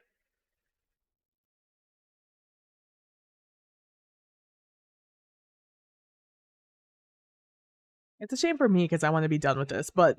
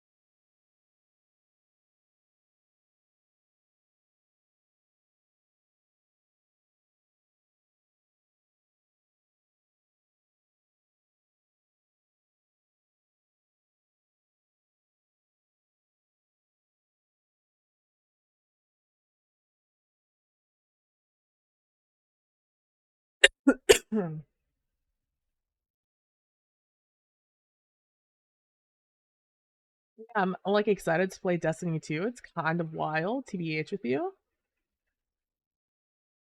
I went from not being almost at all excited for actually playing through the DLC and more just wanting to get through it for the story, kind of like a book. Hey, Critwitch, thank you so much for the happy birthday. Thank you, thank you, thank you, thank you. Those are some great emotes. Thank you so much. Thank you so much. I hope you're doing well today, Critwitch.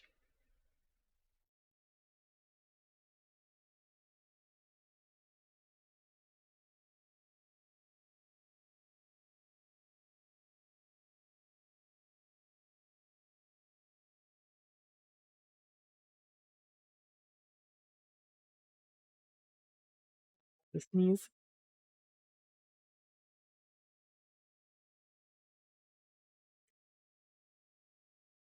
I'm good. We're good.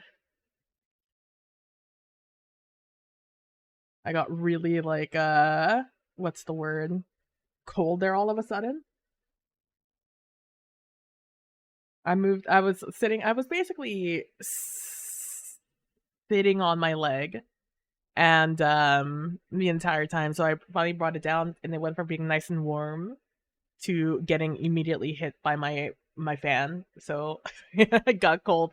And a differentiate I don't know if this happens to you guys, but if I'm like one part of me is really hot and then it gets hit by a really like cool air or cold air, I'm just gonna start sneezing. It's gonna happen.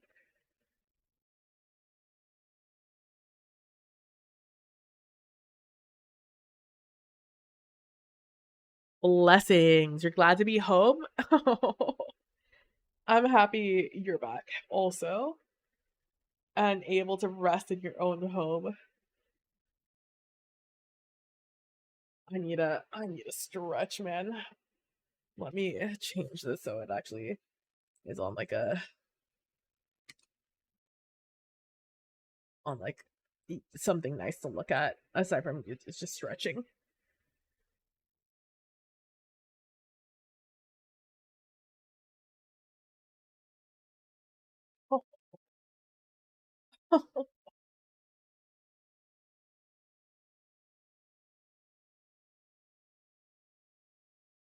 Oh, I'm just stuck.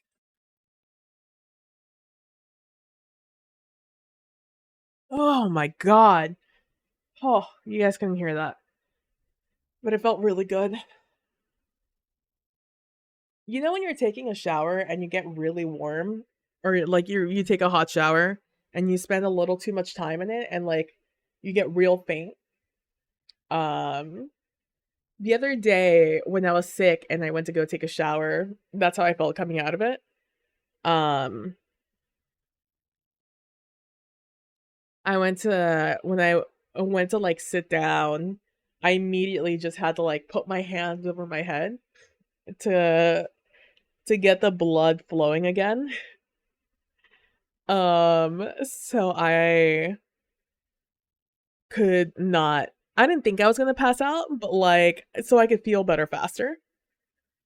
If you guys don't know, if you ever feel faint, um, due to like being in the hot weather too much, you know, like if you've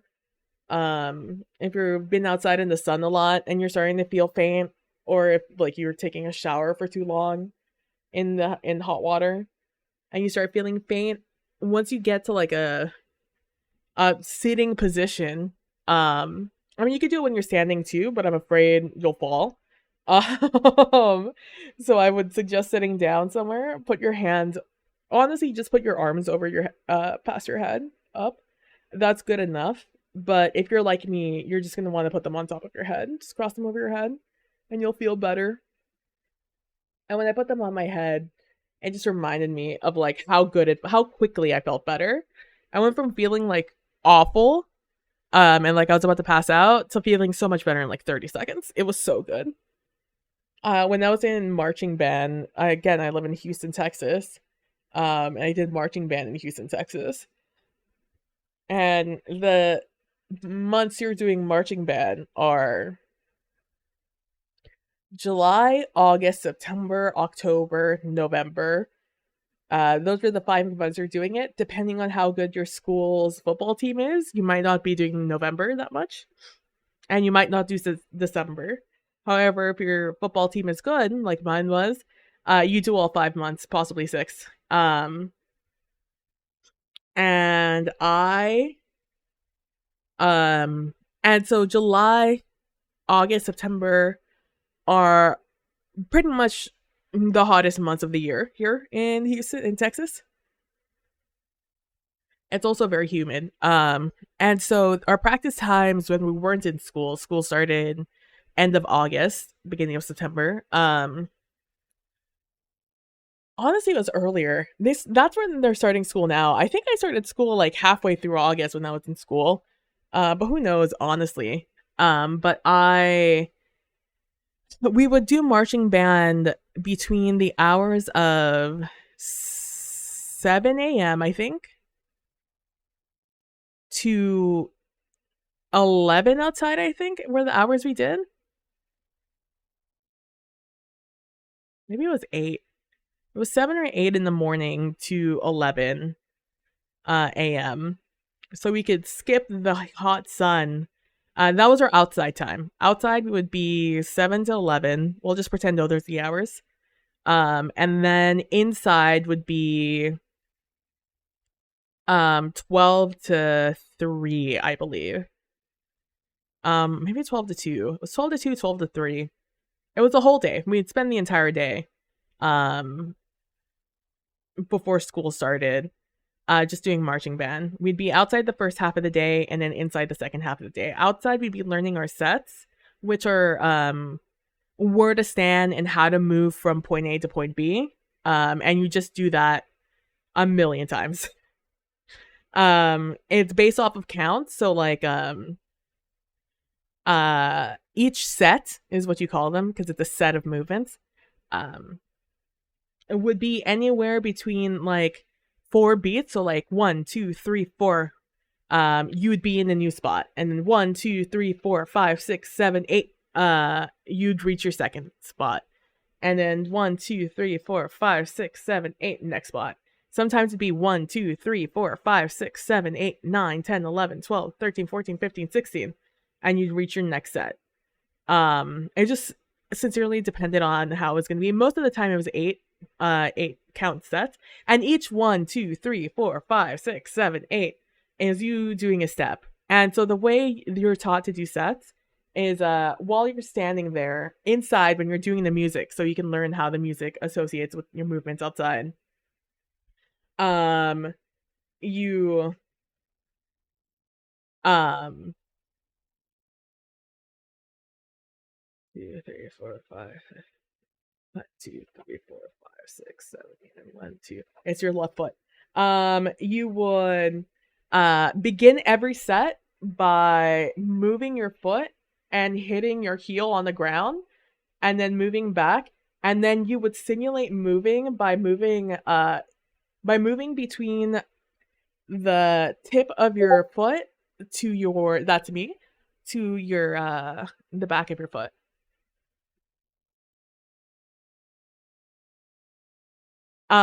So you would go like that. No, I read it. It's funny. And so you would go like that, right?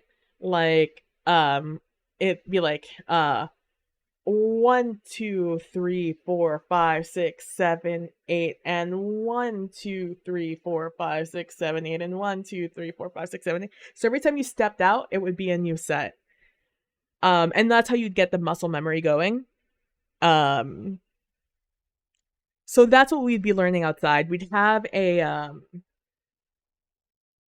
our arts and craft fucking index book, which was like index cards, but they'd be spiraled. So you would tape or like you'd glue pretty hard on your sets on each card and you'd number them. So so if like your band director told you like, all right, let's do set 30, you turn to 30, and then everyone would run to set 30. You'd look at your card, you'd see where you are on the field, and then you'd run there to the best of your ability. Um, and you do marching band on a football stadium, in the football stadium, so you play with the hashes. So, in football, you have big white lines every 5 yards. Um, you have one on the 50, the 45, the 40, the 30, the 35, the 25, the 20, and he's gone all the way, right? And in between that, you have little hash marks. I believe you have 4 hash marks between each yard. So it's a little bit smaller than a foot, I think. Each step. And what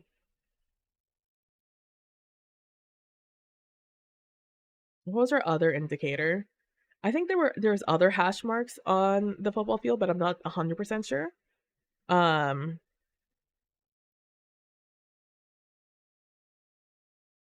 but the set would be on a gridded piece of paper, like both ways, and you just have a dot, showing you with the number on top of it, showing you that it was yours, along with all the other dots of everybody else. All the dots were people, right? And you just had to pretty much guesstimate where you were going to be based off of people who could tell where they were, because some people were on a number. Numbers are in the same spot on every field, so some people were standing right on like the 45 number. So if they were there, you could like you can math your way to your point. It was fun. It was a good time. I enjoyed it. But it was out in the summer, and it was hot AF. We practiced on a parking lot, in the parking lot, our high school parking lot. There was no buildings near us. It was the second parking lot, which is why we were allowed to practice there, because no one parked there during the summer, and most people didn't park there after school, and you weren't allowed to. You had to move, or you would be moved. Um, so we would sit there and so we would be there out there for like 4 or 5 hours, whatever year it was different hours. And we would just be moving back and forth, and that's what we'd be doing. Sometimes um in July we didn't have music. In August we did. In August is when you were legally allowed to start playing music and march at the same time. As per the what is it? The TMEA rules, the Texas Music Education Association rules. Um and I and we it's think about it, very militant the way it was run.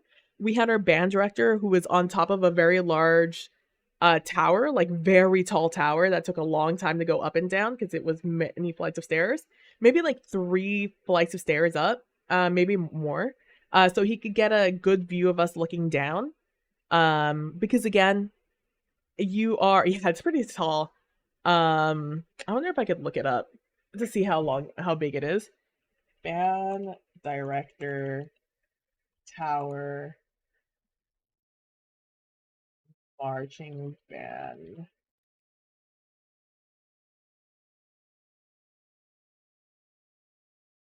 Well, well, well. They're really just called band towers. Yeah, about 3 stories, it looks like. I do not have. So ours were um uh, ours looked a little bit more like this one, I think. So about yeah, about like 35 feet-ish. Maybe it was a little smaller than that, than 35. How far? A 24-foot tower. It was pretty tall. It was pretty big. Oh, no, I'm not marching up. No, no, no. Our band directors and sometimes our what were they called? Our drum majors would go up there.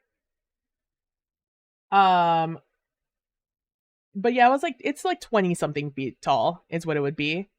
Um and they would go up there and they just stand there the entire time looking at it, looking down on us because the show's judged by the people in the stands watching us. But more importantly, during the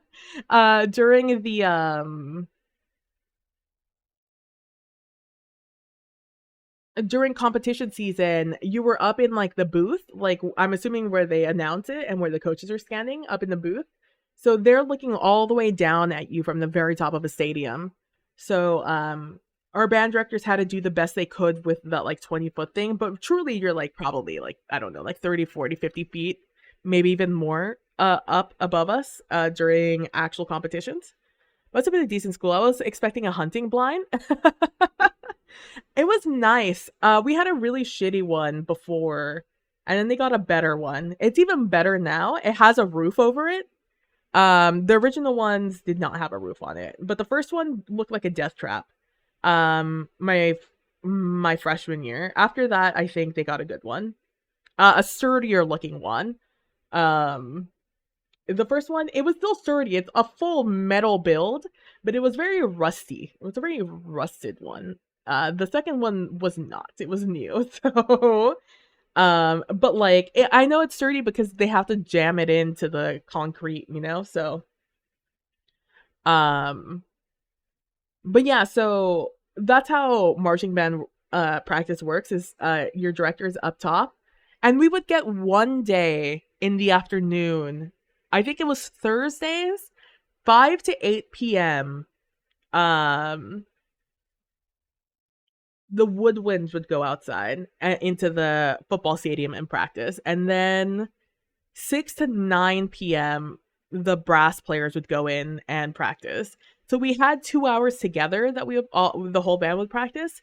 And then they had us separated because you sound different inside a football stadium than you do outside in a parking lot. So they wanted to make sure they were essentially moving the sound dials um of us playing. Um so they would get an idea of how loud certain things, how what parts of the music we had to actually work on. Um because a football stadium will reveal every mistake you've ever made in your entire life. Um but we had to go so late because it's the football field and the football players were practicing. And I hated doing it. I'm glad I know a lot more about football now than I did then because it was so gross that the things we had to like I don't even want to think about it. We had to put our instruments on the ground. And fucking men played on that field and anyways, I don't want to think about it. Um so we just and also marching on turf is a lot more different than marching on concrete. I actually hated turf days or football stadium days practices because turf has little pieces of rubber in it. Our turf at least had little pieces of rubber in it that was the stuff that like dampen your fall. Or like yeah, well your fall, yeah, because you're playing football on the field. But that shit gets in everything, including your shoes. And so you're marching and you're just accumulating these tiny little pebbles, essentially, in your shoes. And you don't have time to take them off because the band directors are going like this.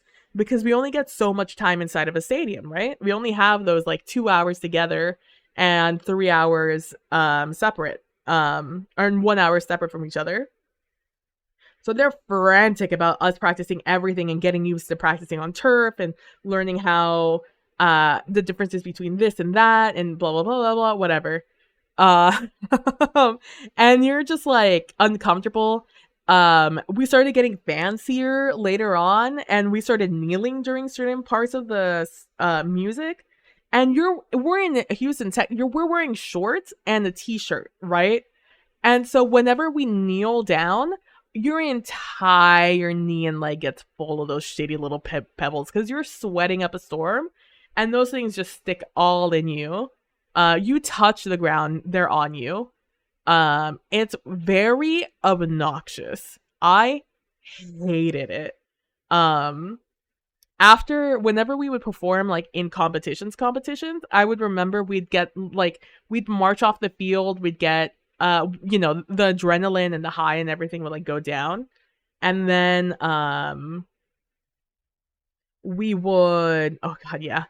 Um and then we'd get to like inside to take off our uniforms essentially and put them back in our bags, which we were desperate to do because we were hot. And also so we wouldn't mess up the uniforms. And then as I was taking it off, my shoes, shaking out all those pebbles, all those rubber pellets out, get them out of here.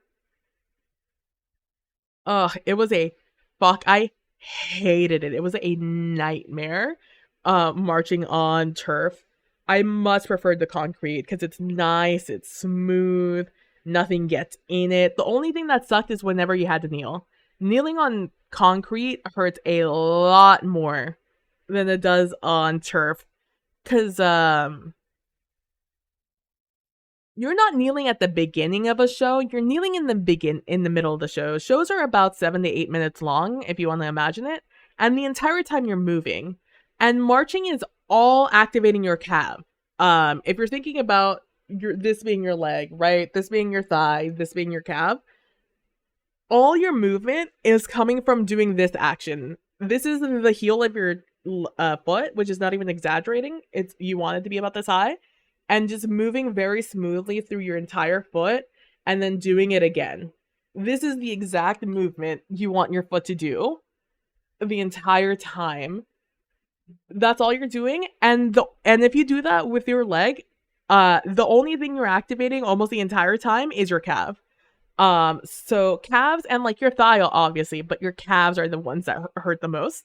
So your calves are fucking jacked if you're in marching band, by the way. And so you're going like that, and you're tired. And if you're trying to kneel, if you're trying to like get up, and like take a knee like that, right? Take a knee like this. This is half your thigh, half your calf, right? Like the process of getting down to about this much is your thigh, and then going the rest of the way is purely your calf. And your calves are shot by halfway through the show. Unless you're actively a god. You're shot. Your legs shot. At that point, halfway through the show, you're running on pure adrenaline. And so and you're in like the slow part of the song. That's the part like you're trying to catch your breath on your second song, and that's usually when they want you to kneel. So you just hit the ground because you have to do it on the count, right? You're not just dropping down whenever you want. You get 1, 2. You're exercising. You're having someone being like, okay, we're about to do a lunge. We're about to lunge down, but you're gonna take your knee all the way down to the ground while holding your instrument. I play the flute while holding your instrument. So you're not grabbing yourself on anything. So if you fall, you're just down. You're down on the ground. Your knee is hitting the ground hard. And it happened often, almost every single time. Also because your band uniforms aren't that flexible to do that kind of shit. So there's only so much you can do about doing it, about going down at a certain point. And then getting up sucked also. Because again, you're doing everything on the count. So you're going, again, slow song, so it's like ba ba da da da da da da da, like about that fast. You're usually going anywhere between like 80 and 100. It's considered slow in marching band. So it's 1, 2, 3, 4, 5, 6, 7, 8, and you're down 2, 3, 4, you know? So, and then up 2, 3, 4, and go 2, 3, 4, you know, like it's a whole thing. Anyways, that's marching band talk for you. That's my break for the day. All right. We don't pull a card. We don't roll anything. We're done with this card. Do I think this looks like the Babbling Brook I wanted it to? No. Do I think I could actually do it now? Probably. Do I want to do it right now? No. So this is where we're at right now.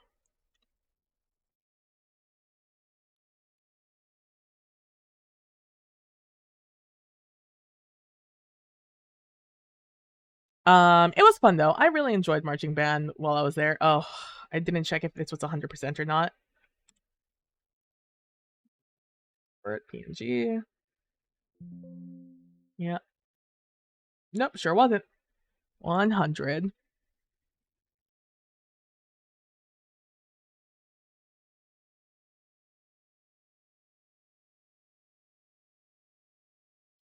It was a lot of fun doing marching band. It was just very satisfying. We were a good band. And it only got better after I left. When I graduated.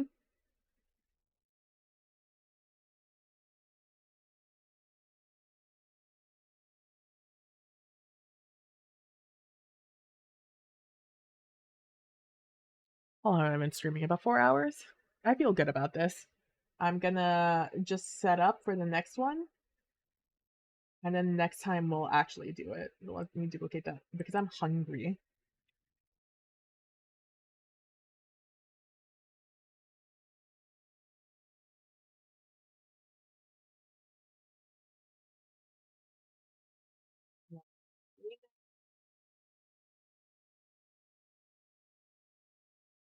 With the words of this one. What are you gonna be? Heart of 3. Ooh. Okay. I no longer need to be messing around with this. You put the pen away before I accidentally lose it. So I only got one of those. I don't want to lose it. All right. It is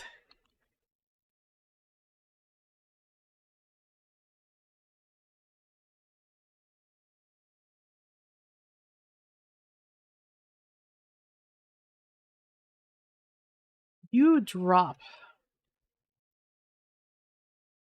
the small canteen of water you carry and it cracks. The precious it did. Liquid inside leaking away. You must spend the remainder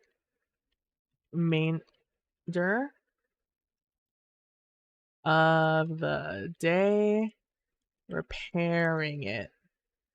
How do you repair it? We are not pulling from the tower. No, we are pulling from the tower. Okay, let me just go ahead and get off of this. Let me just go approve. We'll fix it later. I'll reword it later so it fits better on this card. But I simply want to do icons next. So I don't have to think about it. All right, so we are pulling from the tower. Oh, interesting. We are pulling from the tower.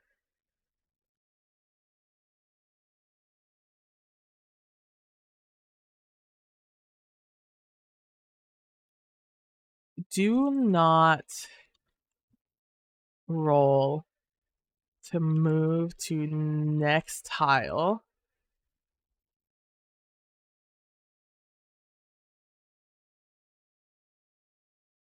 This is, I think, the only card in this game There's 2 cards, I think, that tell you to not roll to next tile.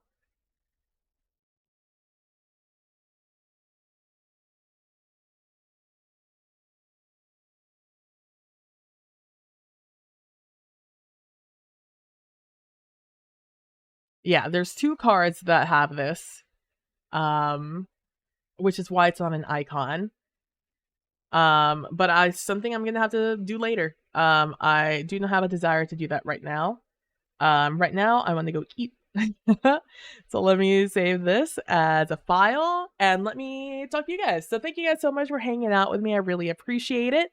Um, thank you for spending my birthday evening with me. I appreciate it. I am looking forward to finishing this project. I might work on this card myself on my own time because I think I have a vision for it now. Um, but yeah, I look forward to streaming this some more, probably tomorrow, so long as I feel fine. I will stream tomorrow. Otherwise, I'll catch you guys over on Sunday, probably over on Practicor Thesmophoria's channel, playing some Mass Effect. Right now we have finished the fight. We That's pretty much all we did. We just fought. Our Krogan almost died again. Or yeah. Our Krogan got really hurt again. We met a guy with a jetpack and we killed a lot of ex-Blood Pack members last time. Moving on to next time, we are still trying to figure out how to figure out if being on the server ship is a good or bad thing. What that actually means for us.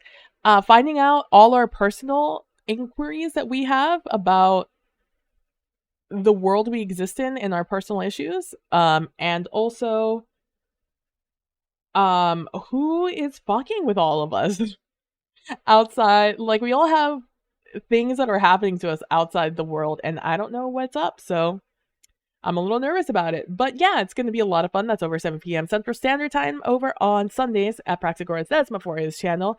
Also, I know that Twitch is like getting a kind of obnoxious about some things. If you live in a different country aside from the US, there's a chance that they up your Twitch price. For supposedly keeping rates the same for the streamer, but I don't know who's taking the extra $1.50 from you guys. I'll be completely honest with you. Also, recently they also unsubbed some people.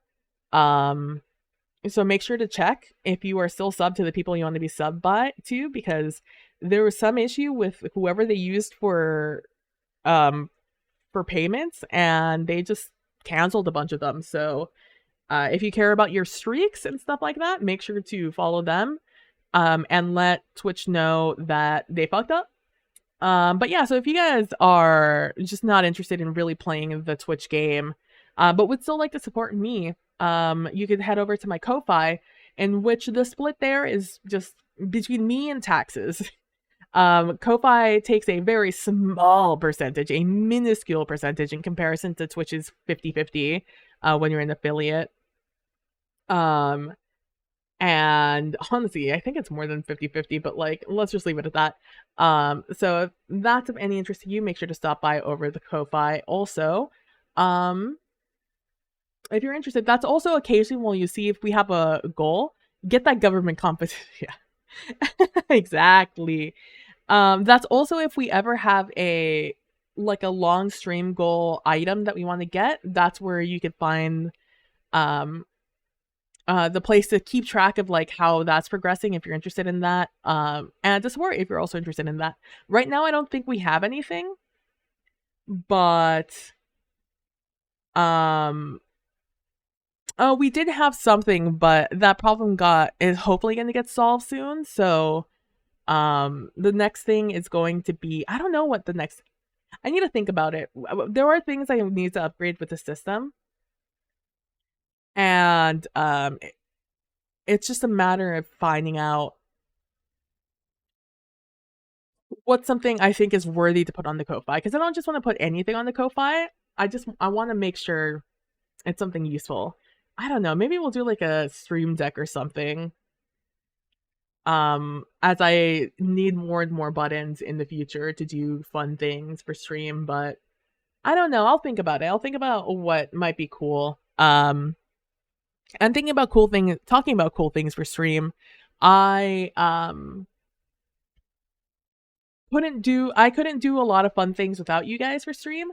Your guys' support, just watching ads, subbing, any bits that are thrown my way, and people who have turbo watching and subs. I don't know, did I say subs? Subs. Both gifted, prime, normal, monthly subs. All of that is so nice because that means I can kind of reliably try and figure out how much money I'm going to get every month or two. And that means I could plan ahead to things I can do, such as this month, I bought a new webcam and a Jenga tower. Which, first of all, Jenga towers are much more expensive than I thought they were. They're like 20 bucks. And I got a new webcam specifically. It's a lower like resolution than this one. Like this is a nice webcam. It was just more expensive. But it's a 1080 webcam. And the one I bought is a 720 webcam. This is actually the same model, not the same version, but the same model as my very first webcam that stopped working, which is why I had to upgrade to this one. But yeah, so the webcam and the Jenga tower all came for you guys. So I got that with our little Twitch payout, which is really nice. And in the past, I've been able to save up and buy games. That's how I usually buy the or the Destiny 2 expansion back when we were a little bit more a Destiny streamer. And it's how I was able to afford a new graphics card so I could play more games on stream. So that's all because of your guys' support and being able to get that little bit of a boost. Because sometimes you can almost afford something and then you have to use that money for something else. So it's nice. It's nice to know that I have a little bit of income coming in every other month. Thanks to you guys' support because you guys enjoy what's happening here. But yeah, so thank you guys so much for hanging out and watching. I really do appreciate it. Hope you guys have a wonderful rest of your evenings. I had a wonderful birthday with you guys, so thank you very much. I hope you guys have a wonderful rest of, if I don't see you guys tomorrow, I hope you guys have a wonderful rest of your week. And I will see you guys in the next one. Bye! Oh, and also I would like to thank all my lurkers, the people who just have my stream on in the background to get me those sweet, sweet views. You guys are truly the best. I appreciate you guys so much. Like I said, those ads, they add up. They give me about a sub or two worth of money. So I appreciate you guys a lot. And to show my appreciation, here's 3 minutes of ads for all of you guys not subbed or have that Twitch turbo going. But yeah, so thank you guys all. I hope you guys have a wonderful rest of your evening. And I'm gonna go listen to the Taylor Swift album that's gonna drop in now probably. Although I'm gonna go get food and then I'm gonna listen to it. But yeah, so for those of you guys who are sub, you guys are the best. I love you guys. Thank you guys so much for continuing to support me and my hobbies, and I hope you guys continue to enjoy the streams. And I hope that, I make good use out of the things you guys help me get. So enjoy the chill hop for the next 2.5 minutes, and I'll see you guys in the next one. Bye.